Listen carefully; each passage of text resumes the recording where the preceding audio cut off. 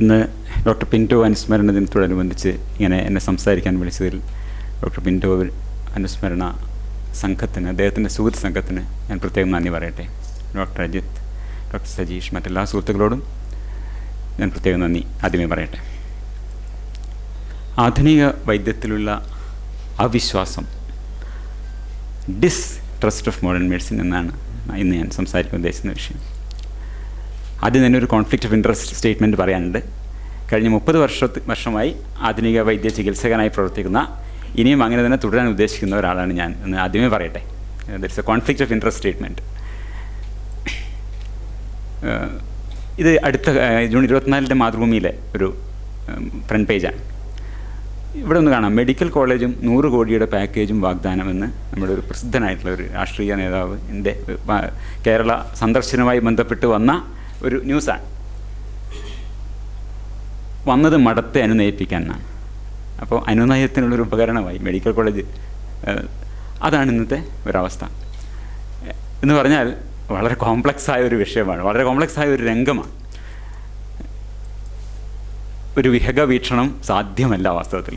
ആധുനിക വൈദ്യശാസ്ത്രങ്ങൾ നേരിടുന്ന വിവിധങ്ങളായ പ്രതിസന്ധികളെക്കുറിച്ച്, വിശ്വാസ പ്രതിസന്ധി, ഇത് ഞാനൊരു ഐസ്ബർഗിൻ്റെ ഒരു ടിപ്പാണ് അവിടെ കാണിച്ചത്. വളരെ സ്വാഭാവികമെന്ന പോലെ ഒരു മെഡിക്കൽ കോളേജ് രാഷ്ട്രീയ അനുനയത്തിൻ്റെ ഒരു ഉപകരണമായി മെഡിക്കൽ കോളേജ് മാറുന്ന ഒരവസ്ഥ ഇന്നുണ്ട്. അപ്പോൾ അതുകൊണ്ട് തന്നെ ഈ വിവിധങ്ങളായ വിശ്വാസ പ്രതിസന്ധികളെ മൊത്തം അഡ്രസ്സ് ചെയ്യുക എന്നൊരു ഉദ്ദേശം ഇല്ല, ഒരു സമഗ്ര വീക്ഷണം ഉദ്ദേശിക്കുന്നില്ല. വിഹകം എന്ന് പറഞ്ഞാൽ പക്ഷിന, അപ്പോൾ വിഹക വീക്ഷണം എന്ന് പറഞ്ഞാൽ സാധാരണ വിഹക വീക്ഷണം പറയും. വിഹക വീക്ഷണം എന്ന് പറഞ്ഞാൽ പക്ഷി നിരീക്ഷിക്കുന്ന പോലെ വളരെ ഉയരത്തിൽ നിന്ന് വളരെ വിശാലമായി ഒരു വീക്ഷണം ഇവിടെ ഉദ്ദേശിക്കുന്നതില്ല. എൻ്റെതൊരു മാർജാര വീക്ഷണമാണ്. അതിതാണ് വ്യത്യാസം. ഇത്രയും കളറൊന്നുമില്ല. ഇതാണ് ശരിയായ ഒരു വ്യൂ എങ്കിൽ അതിനൊരു പൂച്ച കാണുന്നത് ഇതുപോലെയാണ്. അതിന് നിറം വളരെ കുറവായിരിക്കും, എങ്കിലും അത്യാവശ്യം പൂച്ചക്ക് നടന്നു പോകാൻ മാത്രമുള്ള കാഴ്ചയുണ്ട് താനും. അപ്പോൾ ഞാൻ ആദ്യമേ പറഞ്ഞ കോൺഫ്ലിക്റ്റ് ഓഫ് ഇൻട്രസ്റ്റ് സ്റ്റേറ്റ്മെൻറ്റിൻ്റെ വെളിച്ചത്തിൽ എൻ്റെ പ്രത്യേകമായൊരു വീക്ഷണകോണിൽ നിന്നുകൊണ്ട് ഒരു വളരെ മാർജാര വീക്ഷണം മാത്രമാണ് ഞാൻ അവതരിപ്പിക്കാൻ ഉദ്ദേശിക്കുന്നത്. 2 ഭാഗങ്ങളായാണ് ഇത് പറയാൻ ഉദ്ദേശിക്കുന്നത്. ആദ്യത്തേത് ട്രസ്റ്റ് ആൻഡ് മെഡിസിൻ, വിശ്വാസവും വൈദ്യവും. വളരെ കൃത്യമായ എന്തെങ്കിലും ഒരു പോംവഴി അടക്കമുള്ള വലിയൊരു സംഗതിയൊന്നും ഇവിടെ പറയാൻ ഉദ്ദേശിക്കുന്നില്ല. വാസ്തവത്തിൽ എൻ്റെ ഒരു ചിതറിയ ചിന്തകളെന്നൊക്കെ തന്നെ വേണമെങ്കിൽ ഇതിനെ പറയാം. അതിൻ്റെ ഒരു അടുക്കും ചിട്ടയില്ലായ്മയും ഒക്കെ ചിലപ്പോൾ സ്വാഭാവികമായും പ്രതിനിധി അതിൽ വന്നേക്കാം. ആണ് വിശ്വാസവും വൈദ്യവും, ട്രസ്റ്റ് ആൻഡ് മെഡിസിൻ എന്നുള്ളത്. അതിൽ ഈ ഡിസ്ട്രസ്റ്റ് വരുന്നുണ്ട്, ട്രസ്റ്റ് വരുന്നുണ്ട്. ഡിസ് എന്നത് ബ്രാക്കറ്റിലിട്ടത് ഡോക്ടർ അജിത്താണ്. അതുകൊണ്ട് ഞാൻ ആ രീതിയിൽ തന്നെ അതിനെ ട്രസ്റ്റിനെയും ഡിസ്ട്രസ്റ്റിനെയും ഒക്കെ സമീപിക്കാൻ ശ്രമിക്കുന്നത്. രണ്ടാമത്തെ ഒരു ഭാഗം മെർച്ചൻസ് ഓഫ് ഡൗട്ട്, സംശയ വ്യാപാരികൾ. അത് നേരത്തെ ഇവിടെ സൂചിപ്പിക്കേണ്ടായി. ഇന്ന് കേരളത്തിൽ ഇതൊരു റാൻഡമായിട്ടൊരു ഗൂഗിൾ സെർച്ചിൻ്റെ ഫസ്റ്റ് പേജാണ്. ഡോക്ടർമാരുടെ അനാസ്ഥ എന്നുള്ളത് ഒന്ന് ഗൂഗിൾ സെർച്ച് ചെയ്ത് നോക്കൂ. വിവിധങ്ങളായ വാർത്തകൾ, ഒരു വാർത്തയല്ല ആവർത്തിക്കപ്പെടുന്നത്, ഈ 4 വിവിധങ്ങളായ വാർത്തകളാണ്. മലയാള പത്രങ്ങളിലെ ഒരു പ്രധാനമായ തലക്കെട്ടാണ് ഡോക്ടർമാരുടെ അനാസ്ഥ എന്നൊരു സാധനമുണ്ട്. ഇത് നമ്മുടെ, ഞാൻ പറയാം, ഒരു അവിശ്വാസത്തിനെ, ആധുനിക വൈദ്യത്തിലെ ഡോക്ടർമാരുള്ള ഈ നമ്മുടെ സമൂഹത്തിൽ വ്യാപകമായും അഗാധമായും ഇന്ന് നിലനിൽക്കുന്ന ഒരു അവിശ്വാസത്തിൻ്റെ സൂചകമായി ഞാൻ എടുക്കുന്നു. അങ്ങനെ ഒരു അവിശ്വാസമുണ്ട്. കാരണം നമ്മളൊരു സർവേ ഒക്കെ നോക്കുകയാണെങ്കിൽ 80% ആൾക്കാർ ഇന്ന് ആധുനിക വൈദ്യത്തെയാണ് ആശ്രയിക്കുന്നത്, സംശയമില്ല. എങ്കിലും ഇറ്റ്സ് എ കോമൺ പെർസെപ്ഷൻ. നമുക്കറിയാം ഇങ്ങനൊരു സാധനം ഉണ്ട് അവിടെ എന്നുള്ളത്.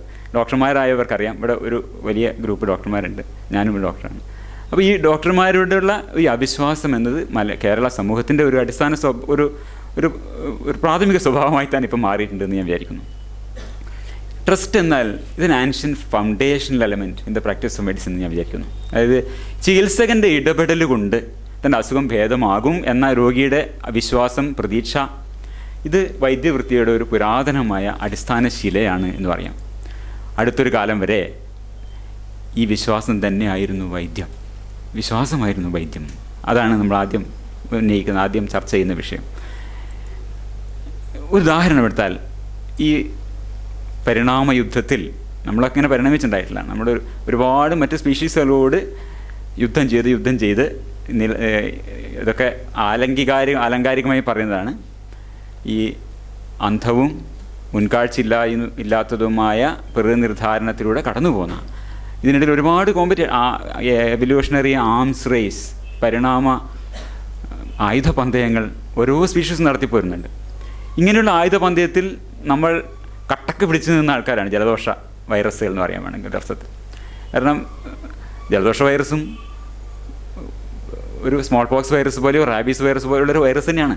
പക്ഷേ നമ്മൾ അതിനോട് ഈ പരിണാമ യുദ്ധത്തിൽ ഏതാണ്ട് ജയിച്ചു നിൽക്കുന്ന, കട്ടക്ക് പിടിച്ചു നിൽക്കുന്ന ആൾക്കാരാണ്. ജലദോഷം കൊണ്ട് നമ്മളെ അങ്ങനെ എളുപ്പത്തിൽ കൊല്ലാൻ മരിച്ചു പോകുന്നില്ല. അതൊരു പക്ഷേ ആ വൈറസും നല്ലതായിരിക്കാം, അത് വേറൊരു വിഷയം. അപ്പോൾ ഈ ജലദോഷ വൈറസ് നമ്മൾ പറയുക സാധാരണ എന്താണ്, ചികിത്സിച്ചാൽ ഒരാഴ്ചയും ചികിത്സിച്ചില്ലെങ്കിൽ 7 ദിവസവും എന്ന് പൊതുവേ പറഞ്ഞു വരാറുണ്ട്. ഇത് ശരിയാണോ എന്നൊരു പഠനം 2011 നടക്കുകയുണ്ടായി. Placebo effects and the common cold randomise control trial എന്ന് പറഞ്ഞു. ഇതെന്താണ് പറയുന്നത്? ഈ ചികിത്സയ്ക്ക് വല്ല പ്രാധാന്യമുണ്ടോ? ചികിത്സ എന്നാൽ വിശ്വാസം തന്നെയാണ് എന്നൊരു പോയിൻ്റാണ്. വിശ്വാസം തന്നെ ആയിരുന്നു എന്ന പോയിൻ്റാണ്. ആയിരുന്നു എന്നാണ് ഞാൻ പറയുന്നത് കേട്ടോ, വലിയൊരളവോളം.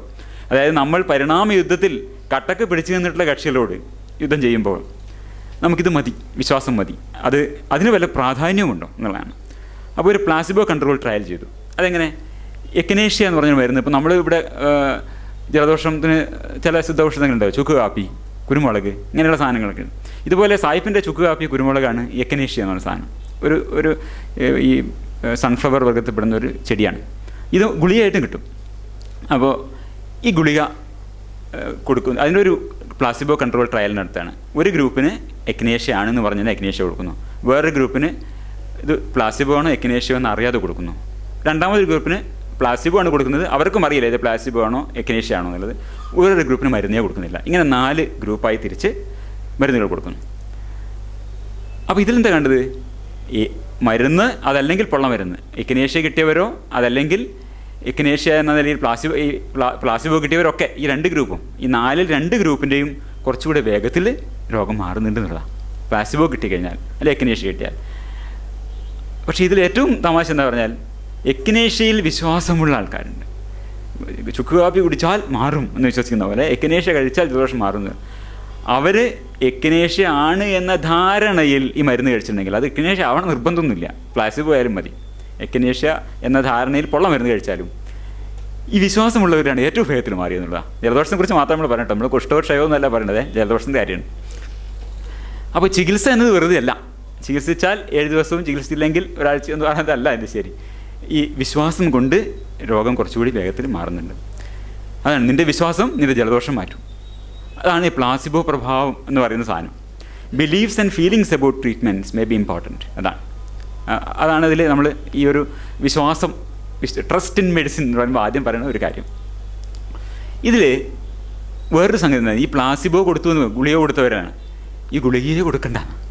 പ്ലാസിബോ പ്രഭാവത്തിന് പ്ലാസിബോ ഗുളികകൾ ആവശ്യമില്ല. അങ്ങനെ ഒരു പഠനം നേരത്തെ നടന്നിട്ടുണ്ട്. 1987 ബ്രിട്ടീഷ് മെഡിക്കൽ ജേണലിൽ വന്ന ഈ general practice consultation is there A point in being positive, KB തോമസിൻ്റെ ഒരു പഠനം. അതായത് ഈ പല ഇനം ജലദോഷമല്ല, ഇതിൽ ഈ ഒരു ജനറൽ പ്രാക്ടീഷണറുടെ അടുത്ത് വരുന്ന പല ഇനം ചെറിയ രോഗങ്ങൾ, സ്വാഭാവികമായി തനിയെ 2 ആഴ്ച കൊണ്ടൊക്കെ മാറുന്ന രോഗങ്ങളിൽ നടത്തിയൊരു പഠനമാണ്. അതിൽ കണ്ടതാണ് മരുന്ന് ഒരു അവിഭാജ്യ ഘടകമല്ല എന്നാണ്. അവിടെ the doctor himself is a powerful therapeutic agent എന്നാണ്. ഡോക്ടറാണ്, ഈ ഡോക്ടറാണ് പ്രധാനമായിട്ട് ചികിത്സാദ്രവ്യം. ചികിത്സകൻ തന്നെയാണ് ചികിത്സാദ്രവ്യം. He is the placebo. ഇതാണ് ഈ കൊടുക്കുന്ന ഗുളികയല്ല വിഷയം. അതാണ് ഇതിൽ. ഇതെന്താ ചെയ്തതെന്ന് വെച്ചാൽ, ഈ ജനറൽ പ്രാക്ടീഷണർ അടുത്ത് വരുന്ന ഒരു 40 മുതൽ 60% വരെ രോഗികളും കൃത്യമായ രോഗനിർണയം സാധ്യമല്ലാത്ത അതാണെന്നാണ് പറയാം.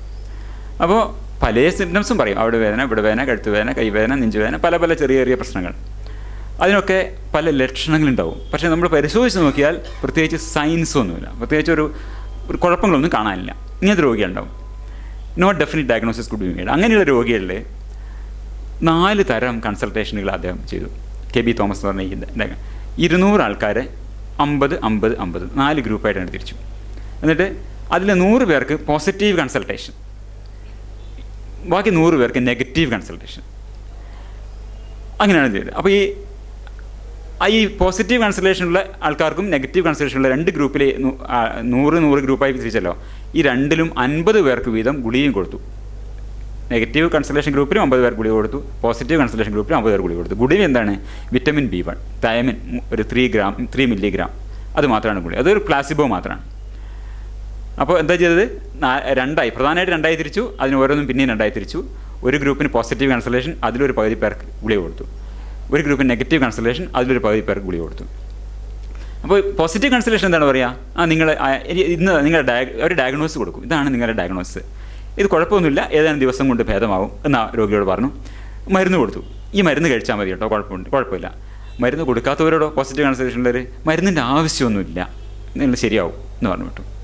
നെഗറ്റീവ് കൺസൾട്ടേഷൻ ആകുമ്പോഴോ, നിങ്ങൾ രോഗം എന്താണ് എന്ന് എനിക്ക് മനസ്സിലായിട്ടില്ല, അതുകൊണ്ട് ഞാൻ മരുന്നൊന്നും തരുന്നില്ല. മറ്റേ ഹാഫിനോട് പറയും, മരുന്ന് ഞാൻ തരുന്നുണ്ട്, ഇതുകൊണ്ട് ഗുണം ഉണ്ടാവുമോ എന്നില്ല അറിയില്ല, കാരണം നിങ്ങൾ രോഗം എന്താണെന്ന് അറിയില്ല. ഇതാണ് നെഗറ്റീവ് കൺസൾട്ടേഷൻ. രണ്ടിലും മരുന്ന് കൊടുക്കുന്നുണ്ട്. 200 രോഗികളെ ഇതുപോലെ 64% പോസിറ്റീവ് കൺസൾട്ടേഷൻ കിട്ടിയ ആൾ ദേ ഗോട്ട് ബെറ്റർ. അതാണ് 39% of those who receive negative consultation ആണ്. നെഗറ്റീവ് കൺസൾട്ടേഷൻ കിട്ടിയവർ 39% മാത്രമേ ബെറ്റർ ആയുള്ളൂ അറ്റ് 2 weeks. 39% ആൾക്കാരുടെ രോഗം 2 ആഴ്ച കൊണ്ട് ഭേദമായി. എന്നാൽ പോസിറ്റീവ് കൺസൾട്ടേഷൻ കിട്ടിയ ആൾക്കാരിൽ 64% പേര് ഇമ്പ്രൂവ്മെൻ്റ് ആയി. മരുന്ന് കൊടുത്തു എന്നുള്ള വിഷയമേ അല്ല. അതാണ് മരുന്ന് സ്റ്റാറ്റിസ്റ്റിക്കലി സിഗ്നിഫിക്കൻ്റ് ഒരു വ്യത്യാസമില്ല. നിങ്ങൾ മരുന്ന് കൊടുത്താലും ശരി, കൊടുത്തില്ലെങ്കിലും ശരി. പോസിറ്റീവ് കൺസൾട്ടേഷൻ ആണ് പ്രശ്നം. മരുന്ന് കൊടുത്തില്ലെങ്കിലും 50-53 വ്യത്യാസം. സ്റ്റാറ്റിസ്റ്റിക്കലി സിഗ്നിഫിക്കൻ്റായ വ്യത്യാസമില്ല. മരുന്ന് കൊടുത്തില്ല എന്നത് ഒരു വിഷയമല്ല എന്നാണ്. The only treatment offered in this study was a doctor himself. ചികിത്സകൻ തന്നെയാണ് ചികിത്സാദ്രവ്യം. ഇവിടെ ഞാനീ പറയുന്നതൊന്നും ക്ഷയരോഗം, കുഷ്ഠരോഗം, ക്യാൻസർ, ഇങ്ങനത്തെ സാധനങ്ങളെക്കുറിച്ചൊന്നും അല്ല കേട്ടോ. കാര്യമായ രോഗങ്ങളൊന്നുമില്ല, തന്നെ മാറുന്ന രോഗങ്ങളെക്കുറിച്ചാണ്. With a positive approach 64% of patients recovered. ഇതൊക്കെയാണ് ചുമ, തൊണ്ടവേദന, ജലദോഷം, വയറുവേദന, ബാക്ക് പെയിൻ, തലചുറ്റൽ, muscular vein, ear ache, painful arm, breast pain, neck pain, chest pain, tiredness, ഇങ്ങനെ പല സിംറ്റംസ്. ഇത് പറഞ്ഞാൽ 2 ആഴ്ച കഴിഞ്ഞിട്ടും 61% ആൾക്കാരുടെ ഇത് മാറിയില്ല എന്നുള്ളതാണ് അത്ഭുതം. കാരണം നെഗറ്റീവ് കൺസൾട്ടേഷൻ വരുമ്പോൾ അവർ ബെറ്റർ ആയില്ല. അപ്പോൾ ഇത് നമ്മൾ മനസ്സിലാക്കേണ്ടത്, ഇത് ഗ്ലോബൽ ലൈഫ് എക്സ്പെക്റ്റൻസി ഒരു BC 10,000 മുതൽ നമ്മുടെ 2003 വരെയുള്ള ഒരു ഗ്ലോബൽ ലൈഫ് എക്സ്പെക്റ്റൻസി, ജനിക്കുമ്പോഴുള്ള നമ്മുടെ പ്രതീക്ഷിത ആയുർദൈർഘ്യത്തിൻ്റെ ഒരു ഗ്രാഫാണിത്. ഇത് നോക്കൂ, ഒരു BC 10,000 തൊട്ട് ഇങ്ങോട്ട് ഒരു BC 19-ാം നൂറ്റാണ്ടിൻ്റെ പകുതി 20-ാം നൂറ്റാണ്ട് തുടക്കം വരെ ഒരേ ഫ്ലാറ്റ് റേറ്റാണ്. ഏത് ഒരു 25-30 വയസ്സിൽ തന്നെ അതാണ് പ്രതീക്ഷിത ആയുർദൈർഘ്യം. ഇന്ന് ജനിക്കുന്ന ഒരു കുട്ടിയുടെ പ്രതീക്ഷിതമായ ആയുർദൈർഘ്യം 25 മുതൽ 30 വരെ വയസ്സാണ് എന്നുള്ളത്. ഇത് ലോകവ്യാപകമായിട്ടുള്ളൊരു ആവറേജാണ് പറയുന്നത്. ഇതാണ് ഇത് മനുഷ്യ ചരിത്രം തുടങ്ങിയത് മുതൽ ഈ സമീപകാലം വരെ ഒരു 100-150 കൊല്ലം മുമ്പ് വരെ ഇതേ തുടർച്ചയായിരുന്നു ആലോചിക്കണം. ആ കാലത്ത് നമുക്കുണ്ടായിരുന്ന ഏക ചികിത്സാദ്രവ്യം ചികിത്സകനായിരുന്നു, ഒരു മരുന്നുമല്ല.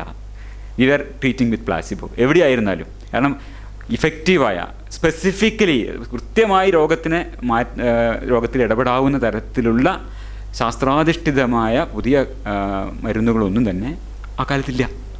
പ്ലാസിബോ ആണ്. ആര് ചികിത്സിച്ചാലും ഒരുപോലെ. അപ്പോൾ എല്ലാതരം ചികിത്സക്കും നൽകിയിരുന്നത് എന്താണ്? ഈ ചികിത്സകൻ തന്നെയാണ് ചികിത്സയായി ഭവിച്ചത്. Hope for relief effects. അതിന് ഇഫക്റ്റ് ഇല്ല എന്ന് പറയരുത്. അതിന് ഇഫക്റ്റ് ഉണ്ട്, നമ്മൾ കണ്ടല്ലോ ആദ്യം. അതിന് ഇഫക്റ്റ് ഉണ്ട്. അതുകൊണ്ട് മാറാവുന്ന രോഗങ്ങൾ കുറച്ചും കൂടി വേഗത്തിൽ മാറും.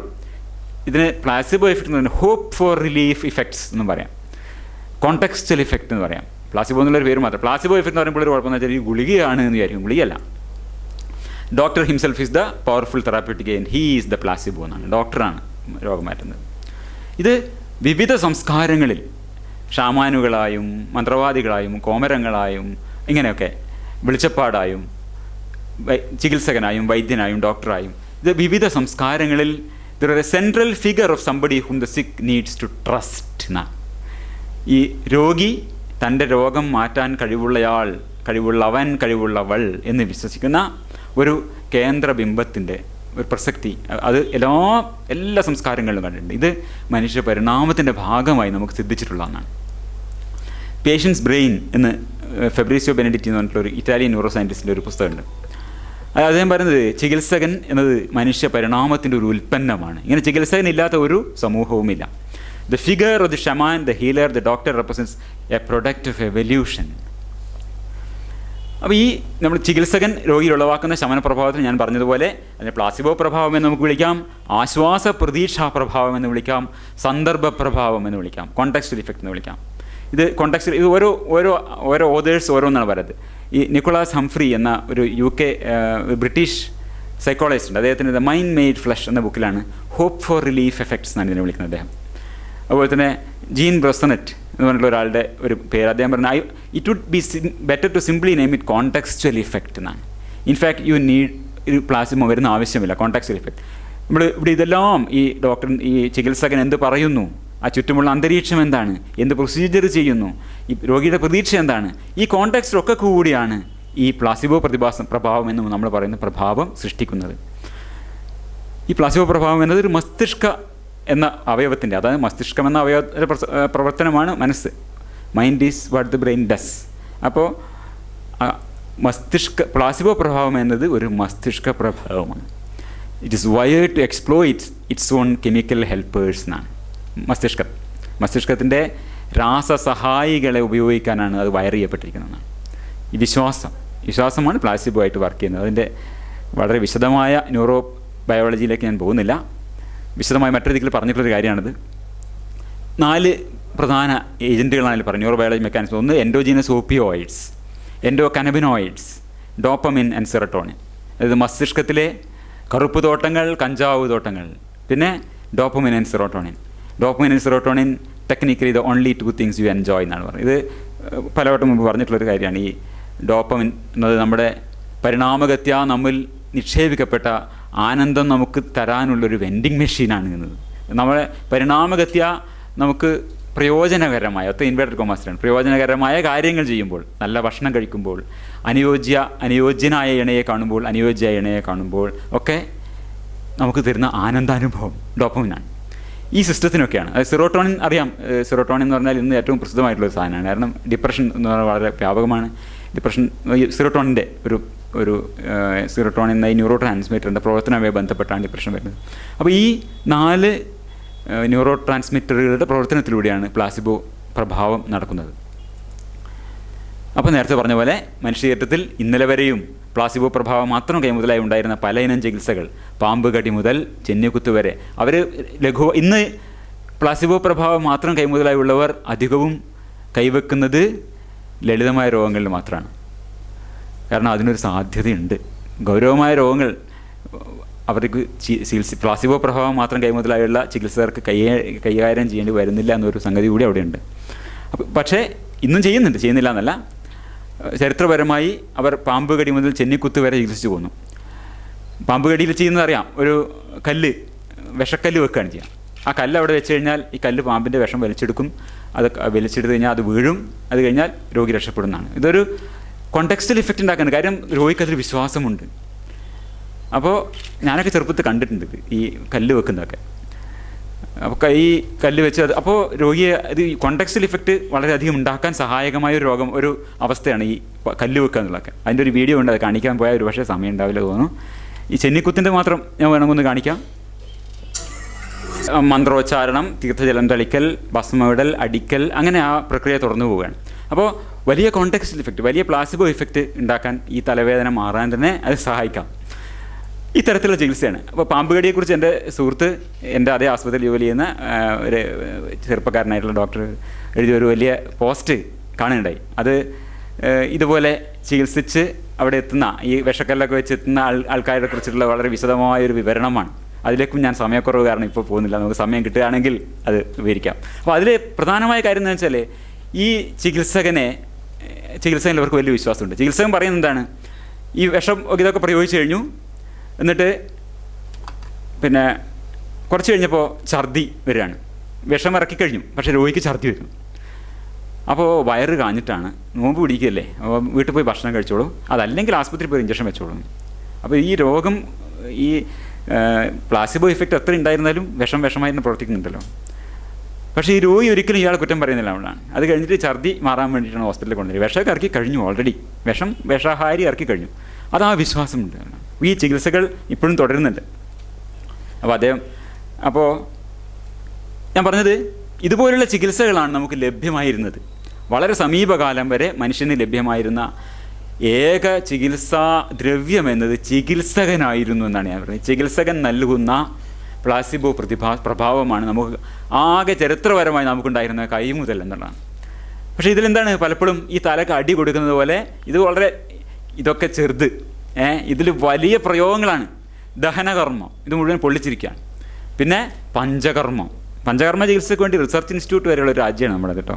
പഞ്ചകർമ്മം എന്താണ്? വമനം, വിരേചനം, വസ്തി, നസ്യം, രക്തമോഷണ, ഛർദ്ദിപ്പിക്കുക, പിന്നെ വയറിളക്കുക, മരുന്ന് കൊടുത്ത് വയറിളക്കുക, എനിമ കൊടുക്കുക, മൂക്കിൽ മരുന്നൊഴിച്ച് കപ്പളക്കുക, കീറിയോ അട്ടയെ കൊണ്ട് ഘടിപ്പിച്ചോ രക്തം ഒഴുക്കുക. ഇതാണ് പഞ്ചകർമ്മം. ഈ പഞ്ചകർമ്മ ചികിത്സ തന്നെയാണ് അലോപ്പതി എന്ന് പറയാവുന്ന പഴയ ചികിത്സയും.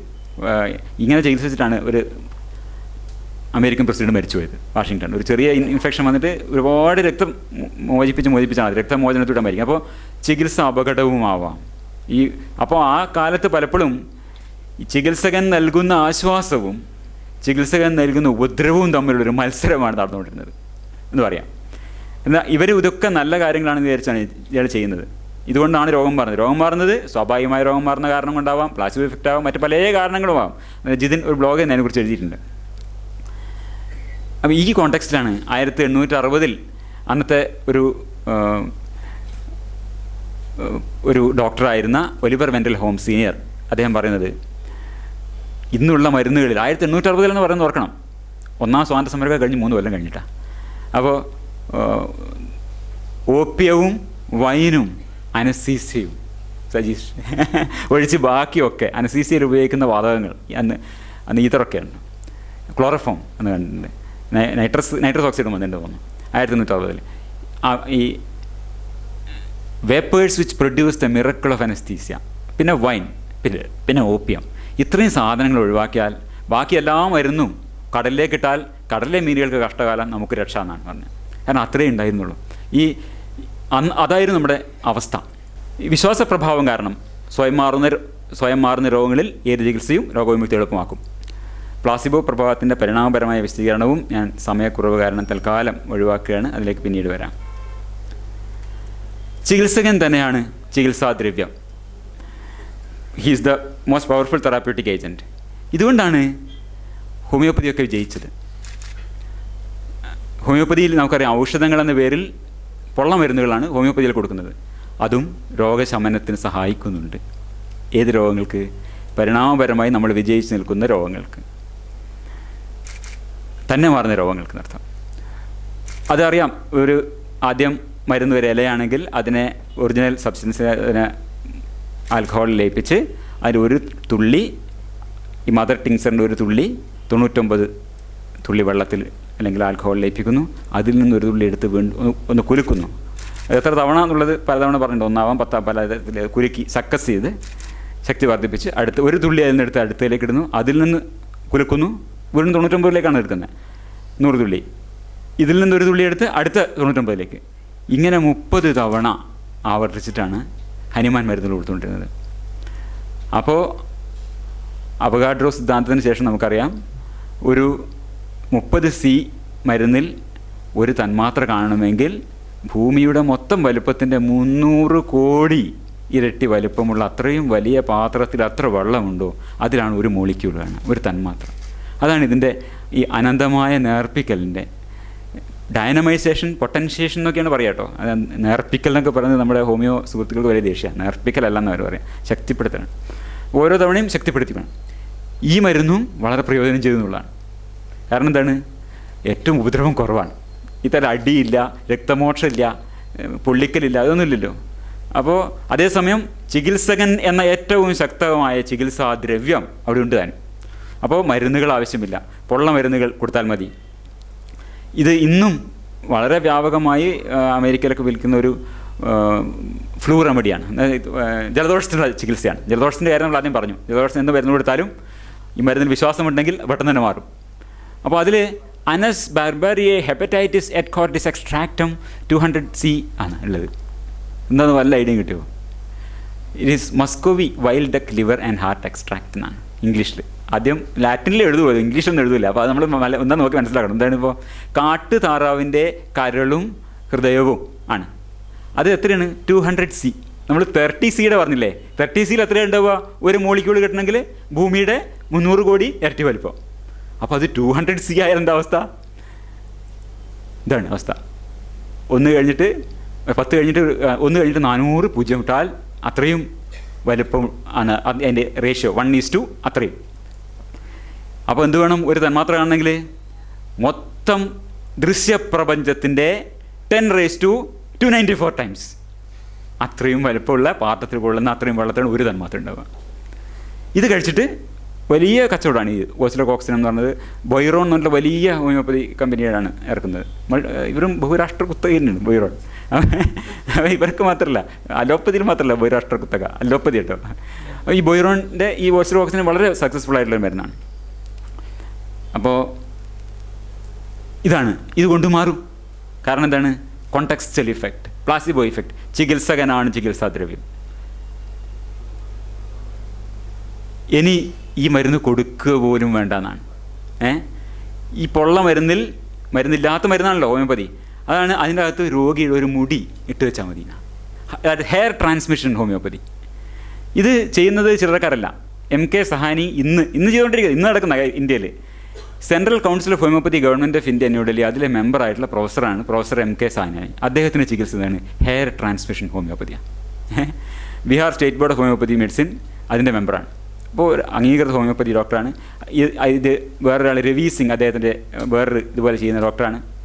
അപ്പോൾ അതിൻ്റെ മെത്തേഡ് ഇതൊക്കെ കൃത്യമായി ഹോമിയോപ്പതിക്കാരെങ്ങനെയാണോ അവരെ സമേന ശാന്തി എന്ന നിലയിലൊക്കെ തീരുമാനിച്ച് ആ മരുന്നൊക്കെ സെലക്ട് ചെയ്ത് അത് ഈ പറഞ്ഞ പോലെ 230 C ഒക്കെ ആയി നേർപ്പിച്ച് കഴിഞ്ഞിട്ട് ഒരൊറ്റ ഇഴ മുടി രോഗിയുടെ അടുത്ത് നിന്ന് എടുക്കുക. അതിന് 5 ml കൊള്ളുന്നൊരു കുപ്പിയിൽ ഈ മരുന്നില്ലാത്ത മരുന്ന് എടുത്ത ശേഷം അതിൻ്റെ അകത്ത് ഇടുക, ഒരൊറ്റ തവണ കുലുക്കുക. പറഞ്ഞു ഷെയ്ക്ക് 10 സ്ട്രോക്ക് പാസ് ഗിവൺ, 10 തവണ 10 തവണ കുലുക്കും. എന്നിട്ട് അലമാരയിൽ വെച്ച് പൂട്ടും. അലമാരയിൽ വെച്ച് പൂട്ടാം. അതിന് രോഗി കൊടുക്കേണ്ട കാര്യമില്ല, രോഗിക്ക് പോവാം. പിന്നെ ഇത് ട്രാൻസ്മിറ്റ് ചെയ്യാന്നാണ്. ദ സ്ട്രാൻഡ് ഓഫ് ഹെയർ, അവർ പറഞ്ഞത് ഞാൻ അതേപോലെ എടുത്തിരിക്കുകയാണ്. The strand of hair taken out from the patient inserted in the vial കണിയർ, this is termed the transmitting set. It is put in a safe covered after putting the name of the medicine, date and patient's name or code number. അതൊക്കെ വളരെ ശാസ്ത്രീയമായി ആരെയും പൂട്ടി അവിടെ വെക്കും. അപ്പോൾ ഇതിങ്ങനെ ഈ ചികിത്സോർജ്ജം ഇങ്ങനെ പ്രചരിപ്പിച്ചുകൊണ്ടേ വരും. രോഗിക്ക് എത്ര ദൂരം വേണമെങ്കിലും പോവാം. ബീഹാറിൽ നിന്ന് വേണമെങ്കിൽ കേരളത്തിൽ വന്നാലും കുഴപ്പമില്ല, ട്രാൻസ്മിറ്റ് കൊണ്ടിരിക്കും. അപ്പോൾ അതിന് വലിയ ശാസ്ത്രീയ ടെർമിനോളജി ഉണ്ട്. ഇതാണ് ഇത്, എൻ്റെ ഫോട്ടോ ആണ്. പേരൊക്കെ എഴുതി ഹെയർ മാർക്ക് ചെയ്ത് വെച്ചിട്ടുണ്ട്, നമ്മൾ കാണാൻ പറ്റില്ല. മുടി എങ്ങനെ എഴുതി ഹെയർ ട്രാൻസ്മിഷൻ ഹോമിയോപ്പതി. അപ്പോൾ അതിന് എങ്ങനെ അഥവാ ലക്ഷണങ്ങൾ അതേ നിലയിലാണ്. ഇപ്പം 2 ആഴ്ച കഴിഞ്ഞ് വരുന്നു, ലക്ഷണങ്ങൾ അതേ നിലയിലാണ്, കൂടിയിട്ടില്ല എങ്കിൽ ഒന്നും ചെയ്യാനില്ല, കുപ്പിയെടുത്ത് 10 തവണ കുലുക്കുക, പൊട്ടൻഷ്യേറ്റ് ചെയ്തു. ഇനി അഥവാ രോഗം കൂടി, അപ്പോൾ എന്ത് വേണം? ആ മുടി എടുത്തങ്ങ് മാറ്റിയാൽ മതി, ആ രോഗം കൂടി. ഇനി അഥവാ നമുക്ക് മുടി മരുന്ന് മാറ്റണമെങ്കിൽ പ്രത്യേകം പറയുന്നത് വൃത്തിയായി തുടക്കണം, എന്നിട്ട് പുതിയ മരുന്ന് ഇടണം. പഴയ മരുന്നിൻ്റെ അംശമൊന്നും പാടില്ല. എന്നിട്ട് പുതിയ മരുന്ന് ഇട്ടിട്ട് പ്രോപ്പർലി വൈപ്ഡ് ഔട്ട് ചെയ്തിട്ട് പുതിയ മരുന്ന് ഇടാം. രോഗി വരേണ്ട ആവശ്യമില്ല എന്നുള്ളതാണ്. അതിൻ്റെ ഗുണഗണങ്ങൾ അതൊക്കെയാണ്. നമ്മളൊന്ന് ടെലിഫോൺ വിളിച്ച് പറഞ്ഞാൽ മതിയല്ലോ, പിന്നെ രോഗി വരേണ്ട കാര്യമില്ല. Quickest method of effects obtain by homeopathy, മൂപ്പരുടെ അനുഭവങ്ങൾ എന്ന് പറയുന്നത് ക്വിക്കസ്റ്റ് മെത്തേഡാണെന്ന് പറയുന്നത്. അപ്പോൾ distance of the patient is no bar.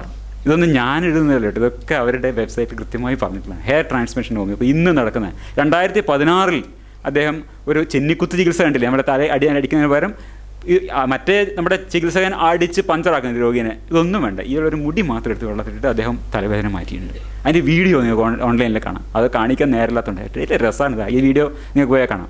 Free from pain 2015 ചികിത്സ 2016 അദ്ദേഹത്തിൻ്റെ തലവേദന മാറി. അപ്പോൾ ചികിത്സകൻ്റെയും രോഗിയുടെയും അനുഭവത്തിൽ വളരെ പ്രയോജനമുള്ള ചികിത്സയാണ്. ഈ രോഗി പറയുന്നുണ്ട്, രോഗിയുടെ മക്കളൊക്കെ അവിടെ നിൽക്കുന്നുണ്ട്, അവർക്കൊക്കെ വളരെ ഹാപ്പിയായി. അമ്മ ഇപ്പം ഭക്ഷണമൊക്കെ ഉണ്ടാക്കി തരുന്നുണ്ട്, നേരത്തെ തലവേദന കാരണം നമുക്കൊരു ഭക്ഷണം ഉണ്ടാക്കാൻ പറ്റില്ല. ഇതൊന്നും കള്ളത്തരമല്ല, ഇതൊക്കെ സത്യമാണ്. ഇത് ഈ രോഗിയും വിശ്വസിക്കുന്നുണ്ട്, രോഗിയുടെ മക്കളും വിശ്വസിക്കുന്നുണ്ട്, ഡോക്ടറും വിശ്വസിക്കുന്നുണ്ട്. ഇതുകൊണ്ട് മാറുന്നുള്ളത് അതാണ് വിശ്വാസ ചികിത്സ. അപ്പോൾ ഇങ്ങനത്തെ രോഗങ്ങൾക്കൊക്കെ വിശ്വാസം മതി, ഇത്രയും തല്ലൊന്നും കൊടുക്കേണ്ടതെന്നർത്ഥം. അപ്പോൾ അതാണ്. അപ്പോൾ കറിയുപ്പില്ലാത്ത അദ്ദേഹത്തിൻ്റെ ചികിത്സ എന്നല്ലോ നാട്രം മ്യൂർ, ഒക്കെ സംസ്കൃതമല്ല അല്ലേ, ലാറ്റിനിലെ പറയാം. നാട്രം മ്യൂറാണ് അദ്ദേഹം വരുന്നത്. ആ കറിയുപ്പ് 30 C. ആ കറിയുപ്പ് ലായനിയിൽ 300 ഭൂമിയുടെ 300 വലുപ്പമുള്ള പാത്രത്തിൽ കൊള്ളുന്നതിൽ ഒരു മാത്രം ഉണ്ടാകുന്ന അത്രയും വലിയ വെള്ളത്തിൽ, അതാണ് കറിയുപ്പ് ലായനി. ആ കറിയുപ്പ് ലായനി 5 ml എടുത്ത് അതിൻ്റെ അകത്ത് മുടിയിട്ട് വെച്ചിട്ട് അതവിടെ വെച്ചിട്ട് അദ്ദേഹം രോഗം മാറ്റി. ഇതൊരു പരിഹാസമല്ല, ഇത് വളരെ ഇഫക്റ്റീവായ ചികിത്സയാണ്. ഇതാണ് ചികിത്സയുടെ ഇത്. ഇത്രയും എവിഡൻസ് മാത്രമേ ഉള്ളൂ എന്തിന്? ഹോമിയോപ്പതിക്കുള്ളൂ. ഹെയർ ട്രാൻസ്മിഷൻ ഹോമിയോപ്പതി ഒക്കെ ഒരു വ്യത്യാസവുമില്ല അർത്ഥം. ഇത് അതിലും 50 മില്ലിസിമ്പലാണ് കേട്ടോ, ഞാൻ അതിലേക്ക് വിശദമായിട്ട് പോകുന്നില്ല. അപ്പോൾ ഇതിൽ മൈഗ്രെയിൻ്റെ കൂടെയുള്ള പഠനങ്ങളിൽ മൈഗ്രെയിൻ നമ്മളിപ്പോൾ കൊടുക്കുന്ന ഇഫക്റ്റീവ് ആണെന്ന് പറയുന്ന മരുന്നുകളുടെ പഠനങ്ങളിൽ പോലും more than half a drug's benefit is due to placebo effect എന്നാണ്. ഈ മസ്തിഷ്കത്തിലെ നമുക്കറിയാം, മസ്തിഷ്കത്തിലെ കഞ്ചാവ് തോട്ടങ്ങളെയും മസ്തിഷ്കത്തിലെ കറുപ്പ് തോട്ടങ്ങളെയും ഒക്കെ ഉത്തേജിപ്പിക്കുക. അങ്ങനെ ഉത്തേജിപ്പിച്ച ഏത് വേദനയും മാറില്ലേ? അപ്പോൾ എന്ത് മരുന്ന് നമ്മൾ കൊടുക്കുന്നത്, ഏത് നമ്മുടെ ചെന്നിക്കുത്തിനുള്ള മൈഗ്രെയിനുള്ള മരുന്നുകളിൽ അതിൻ്റെ പഠനങ്ങൾ കാണിക്കുന്നത് 50%-ലധികം പ്ലാസിബോ ഇഫക്റ്റ് ആണെന്നുള്ളതാണ്. അപ്പോൾ അദ്ദേഹം മാറ്റിയതിൽ ഹെയർ ട്രാൻസ്മിഷൻ ഹോമിയോപ്പതി മാറ്റിയതിൽ ഒരു അത്ഭുതവുമില്ല. അപ്പോൾ ഇതാണ് നിൻ്റെ വിശ്വാസം നിൻ്റെ ചെന്നിക്കുത്തും മാറ്റും. എന്നാലും നമ്മൾ മനസ്സിലാക്കേണ്ടതാണ് ക്ഷയവും കുഷ്ഠവും ഒന്നും മാറില്ല. Placebos are the beer goggles of medicine എന്നാണ്. ബീർ ഗോഗിളിൻ്റെ ഒരു സാധനമുണ്ട്. Placebo response is the beer goggles of medicine. Much of what is being observed are changes in the patient's perception of his symptoms rather than the true changes in underlying pathophysiology. പലപ്പോഴും ഈ പ്രത്യേകിച്ചും ഗൗരവമായ അസുഖങ്ങളിൽ placebo ചെയ്യുന്ന എന്താണ്, രോഗിയുടെ perception മാറ്റാണ് മാത്രമാണ്. അതൊരു beer goggle എന്നൊരു പ്രയോഗമുണ്ട്, ബിയർ കണ്ണട. ഈ ബിയർ കണ്ണട വെച്ച് കഴിയുമ്പോൾ 6 മണിക്ക് ഇങ്ങനെ ഉണ്ടായിരുന്ന ആൾ 1 മണിക്ക് രാത്രിയാകുമ്പോൾ ഇങ്ങനെയാവും. ഇതാണ് ബിയർ ഗോഗിളിൻ്റെ ഒരു ഗുണം. ബിയർ കണ്ണടകൾ ഉപയോഗിച്ച ബിയർ ചെല്ലുന്നതിനനുസരിച്ചിട്ട് നമ്മുടെ കണ്ണട ക്ലിയറായി അല്ലെങ്കിൽ തിരിച്ച് അൺക്ലിയറായി പിന്നെ നിങ്ങളുടെ ഇണ സുന്ദരനോ സുന്ദരിയായി മാറുന്നുള്ള അതാണ് ബിയർ കണ്ണടകൾ. അപ്പോൾ ഇതുതന്നെയാണ് വിശ്വാസ ചികിത്സകൾ, രോഗശാന്തി ശുശ്രൂഷയുടെ ഒക്കെ രഹസ്യം പരസ്യം ഇതാണ്. അപ്പോൾ എന്താണ്, ഇതുപോലെ ഈ ബെന്നി ഹിൻ എന്ന് പറഞ്ഞിട്ടുള്ള ആളൊക്കെ വലിയ പ്രസിദ്ധനായിട്ടുള്ള പല രോഗങ്ങളും മാറ്റും അദ്ദേഹം. നടക്കാൻ പറ്റാത്ത ആൾക്കാരൊക്കെ, നടക്കാൻ പറ്റാതെ വീൽ ചെയറിൽ വന്ന ആൾക്കാരൊക്കെ എഴുന്നേറ്റ് നടക്കും. നുണയല്ല, ശരിയാണ്. കാരണം മസ്തിഷ്കത്തിലെ കറുപ്പ് തോട്ടങ്ങൾ ഉത്തേജിപ്പിക്കപ്പെടുകയാണ്, എൻഡോർഫിൻസ് റിലീസ് ചെയ്യപ്പെടുകയാണ്, എണീറ്റ് നടക്കും. പക്ഷേ ഹൃദ്രോഗം വന്നപ്പോൾ ഇതേ ബെന്നിഹൻ ആസ്പത്രിയിലേക്ക് പോയി. Faith healer Benny Hinn admitted to intensive care for heart problems എന്നാണ്. ഗൗരവമായ പ്രശ്നങ്ങൾ പ്ലാസിബോക്ക് ഞാൻ പറഞ്ഞല്ലോ, പരിണാമപരമായി നമുക്കുള്ള ഏക ആയുധം ഇതാണ്. അത് പരിണാമചരിത്രത്തിൽ എത്രത്തോളം വിജയകരമായിരുന്നു എന്നത് നമ്മുടെ ലൈഫ് എക്സ്പെക്റ്റൻസിയുടെ ഗ്രാഫ് കണ്ടാൽ നമുക്ക് മനസ്സിലാവും. 25-30 വയസ്സ് വരെയാണ് ലൈഫ് എക്സ്പെക്റ്റൻസി ആയത്. കാരണം അത്രയും അതിന് പറ്റും. ഗൗരവമായ കാരണങ്ങൾ, ഗൗരവമായ രോഗങ്ങൾക്ക് പലപ്പോഴും പ്ലാസിബോ കൊണ്ടൊരു പ്രയോജനമില്ല, രോഗിയുടെ പെർസെപ്ഷൻ മാത്രമേ മാറും. ഇത് ഇവിടെയുള്ള ഡോക്ടേഴ്സിന് പ്രത്യേകം പറഞ്ഞു കൊടുക്കേണ്ടത് Cochrane collaboration placebo interventions for all clinical conditions എന്നൊരു പഠനം നടത്തിയിട്ടുണ്ട്. എല്ലാ ഇതിലും പ്ലാസിബോവിന് എന്താണ് പ്രയോജനം? ഓതേഴ്സ് കൺക്ലൂഷൻ എന്താണ്? രോഗികളുടെ അഭിപ്രായത്തിൽ there is a placebo interventions can influence patient reported outcomes എന്നാണ്. We did not find that placebo interventions of important clinical effects in general. വളരെ പ്രധാനമായ, ജലദോഷം മാറുന്നത് 2 ദിവസം 3 ദിവസം നേരത്തെ ആവുന്ന പോലെയല്ല, വളരെ പ്രധാനമായ ഇമ്പോർട്ടൻ്റ് ആയിട്ടുള്ള ക്ലിനിക്കൽ ഇഫക്റ്റുകൾ ഇല്ല എന്നാണ് കോക്രെയിൻ കൊളാബറേഷൻ്റെ ഒരു നിഗമനം. ഇന്ന് ഇവിടെയാണ് രണ്ടാമത്തെ ഒരു സംഗതി നമ്മൾ അറിയേണ്ടത്, വൈദ്യം എങ്ങനെയാണ് കഴിഞ്ഞ ഒരു 150 കൊല്ലത്തിനിടയിൽ മാറിയത് എന്നുള്ളത്. ഇവിടെയാണ് development of medications procedures that have be specific effects for the disease to be treated. പോളിയോവിൽ നമ്മൾ ഈ അയൺ ലങ്ങുകൾ കണ്ടെത്തുന്നതോടുകൂടി കുറേ കുട്ടികൾ മരണത്തിൽ രക്ഷപ്പെടുന്നുണ്ട്. പോളിയോ വാക്സിൻ കണ്ടെത്തുന്നതോടെ പോളിയോ അതിന് ഇല്ലാതാവുന്നുണ്ട്. ആൻറ്റിബയോട്ടിക്കുകൾ കണ്ടെത്തുന്നതോടുകൂടി നമ്മുടെ പുരാതനമായ നമ്മുടെ ഈ എവല്യൂഷണറി ആംസ് റേസിൽ നമ്മൾ പരാജയപ്പെട്ട് നമ്മൾ പുതിയ ഒരു എന്താ പറയുക, ഒരു ആയുധം കണ്ടെത്തുകയാണ് ചെയ്യുന്നത്.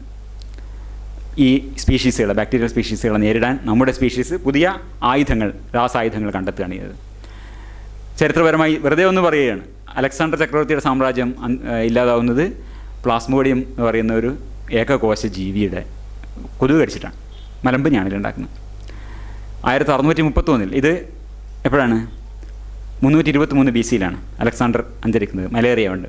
1631